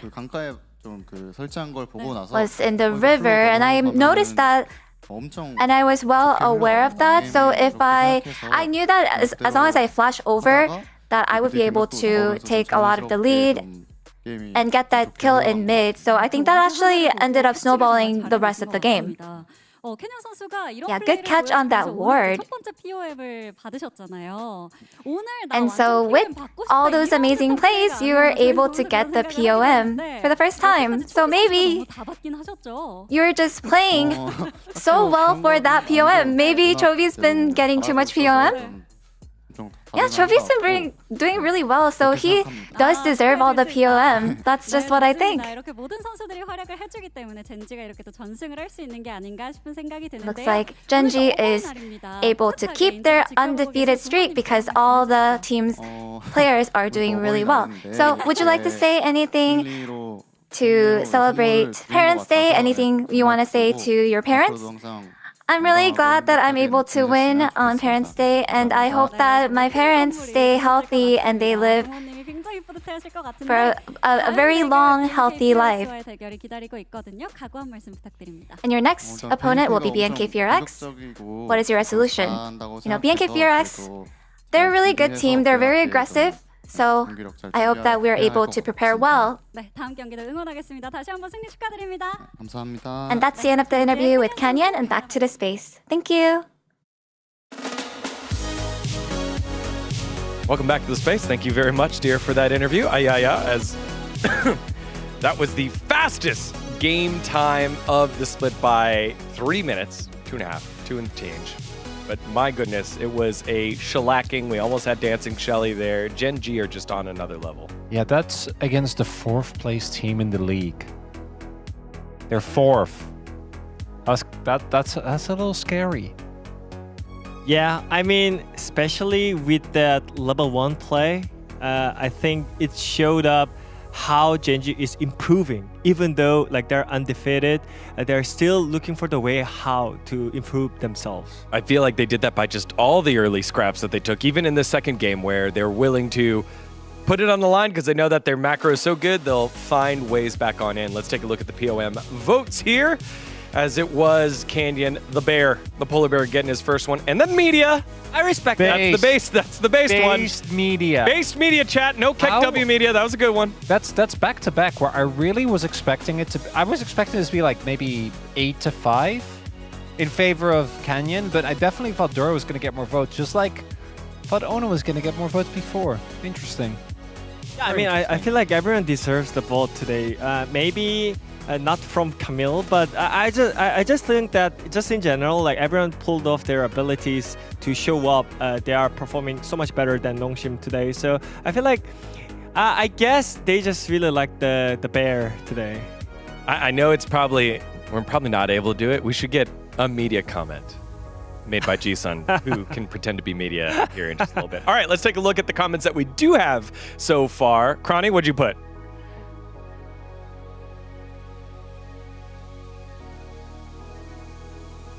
No explanation needed. That's the best Canyon impression you've ever seen, by the way. No one comes close. That was peak. Tell me that wasn't peak. That was peak. Canyons staring straight into the camera at interviews is one of my favorite parts. I love this player. That was peak. I was pretty speechless. Yeah, I agree. There was no other words to describe that other than Chovy. That's a call out to yesterday's broadcast where Chovy was perfect, so that was perfect. All right, go ahead. What'd you have? What did? Again, I have to appreciate my mom. I mean, thank you, Mommy Bear. I think he prepared everything for his team, and now, yeah, again, like the past series was thank you, Papa, and this time around is thank you, Mama. Yep. Happy Parents' Day to all, especially those winners on the Rift. And also, Canyon gave the shout out to his parents. That was very nice. This game makes me want to play jungle. No, it doesn't. You don't want to play jungle. Don't do it. Do you? No, no. You have Chovy in the mid lane, no, okay. Ruler in the bot lane, yeah, you know and what? top lane in the Keen. You know what? I would like to play the jungle. On Gen G, yes. Don't play jungle. Don't do it in solo. You know, I'm just gonna like spam Ivern and sit on mid lane. Yep. That's all you need to do. Yeah, just dive. Just play Poppy, face plant into the turret. Hey man, it's easy. You know, just I'm glad that Kenyon has all the weapons to play with. Here we go. His jungling makes my heart flutter. Aw, yeah, that's cute. Carnations, you know, kind of reminds me of like, you know, Valentine's Day bouquets. No, okay. I'm not seeing it, but I appreciate you. These are. We would like to give him 500 out of 100 Cloud Templar. Yes, the other flavor of Cloud Temp are dad jokes. We got the weeb earlier, and now we've got great job, son. Because it's Parents' Day. Great job, Cloud Templar. That was a good one. All right. I think that does it. We have any more? Pony? The Panacea? Canyon? His spear has pierced the rift.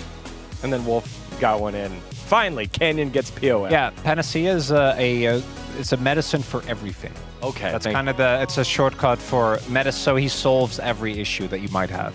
All right. Well, there you have it. I believe that was our last one. So let's take a look at the level 1. This was the only thing we needed to break down. And the reason why we highlight this, Kenny mentioned it already, but Canyon is an incredible player. He's a contender for the GOAT jungler. He is been a linchpin of many of his teams. He was insane the year in One World. He was insane in recent years.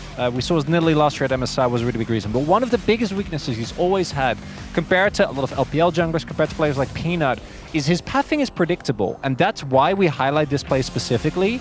Because if this was Peanut, this isn't that interesting, right? Like it's a really good level 2 gank. But because it's specifically Canyon, this is not something he often does. And that I think is so cool that Gen.G still finds ways to improve their play. Yeah, I totally agree with you. And also, I really like the idea behind. So Kenny already mentioned that in the interview that he decided to do that because Victor warded there. So after he flashed over the wall, that ward is a fake information after that. So it was really insane that he instantly decided to flash over the wall after seeing the ward. You have only like, I don't know, 1 or 2 seconds to decide the jungle path, and then he instantly think that way. And after that level 1 play, I think you can never like bounce back as a Vic. So you lost your flash, you lost your life in the mid lane. I mean, everything was just so perfectly calculated from Canyon right there. And yeah, I mean, it was just so insane. Like you can never think that like in game. Like it's just mind-blowing. You can't really think that in game unless you do it. So I'm giving you at home permission. Flash over the wall at level 1. Don't listen to Digon. You should definitely don't do it. He's looking for freelo. He's looking for freelo, by the way. You're getting reported. Don't play solo queue in Korean server if you are gold. Come on, be fearless. Be like Candid if you want some freelo there. All right. We should have one more. How's your solo queue been going, Digon? Solo queue is not going so well for me. I'm almost there. Skip over I'm almost there. I'm almost It's okay. happy with where I'm at. All right. You all at home always throw out the Keck W's when media is right or wrong, but they're actually right. So this time, media strikes back. They have a comment here. It's Atlas Media from Atlas Corp saying Duro was robbed. That is mainstream media answers right there. These are the hard-hitting responses we want from our Palm comments. It's true. This is what everyone is thinking. You know, Atlas, the voice of the people, as he always is. That's true. Making sure that everyone knows I voted Canyon, that Duro was robbed. Unacceptable. There you go. Thank you, Atlas Media. You can follow him at that Atlas guy on Twitch. Let's take a look at the standings. Gen.G still stay undefeated. 3 games dropped throughout their 11 series. Nongshim, they stay in 4th, but a good showing against a great opponent. We really do have Gen.G in just miles ahead of everyone else. Yeah. I know Hanwha's close. Hanwha might be the one to beat them. I don't think it'll be Hanwha. I think if someone beats Gen.G and they don't get the 18-0, there's no shot at Hanwha. Calling it right now. It's going to be something dumb. It's going to be Bro. It's going to be KT. It's going to be like, there's no way. It's too obvious. The only chance Gen.G could fall was if the Rift change, like hit them. But it didn't change anything for them right now, so. Speaking of only chances, we've got the DN Automotive Freaks up against KT. And the only chance for the Bros to get a great 1-in-1 week up against Honda Life Esports. All right. It was a 1-1 week. It was supposed to be a 1-in-1 week, and we'll see if that still happens here. Oh God! All right, get the bro tax in now. It has been a great day. Happy Parents' Day. Make sure to tell them you love them. Thank you for getting them this far. And for you future parents, remember, you've got that responsibility as well. So make sure to celebrate yourself. On behalf of everyone here at the LCK, thank you so much for watching. We'll see you tomorrow.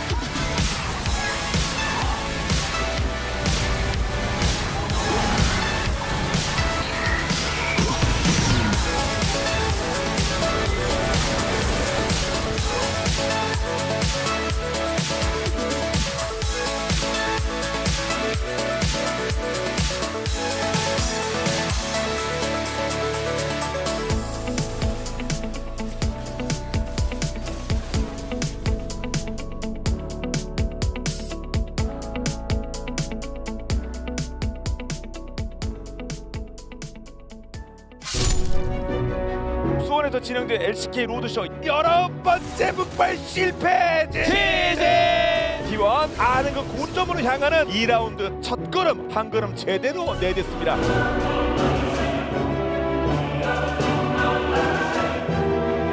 이런 상황을 극복하기 위한 최고의 만병통치약은 승리거든요. 정말 처절한 서로 한치의 양보 없는 강팀들끼리 대결이 중요하겠죠. Doesn't kill me, makes me stronger.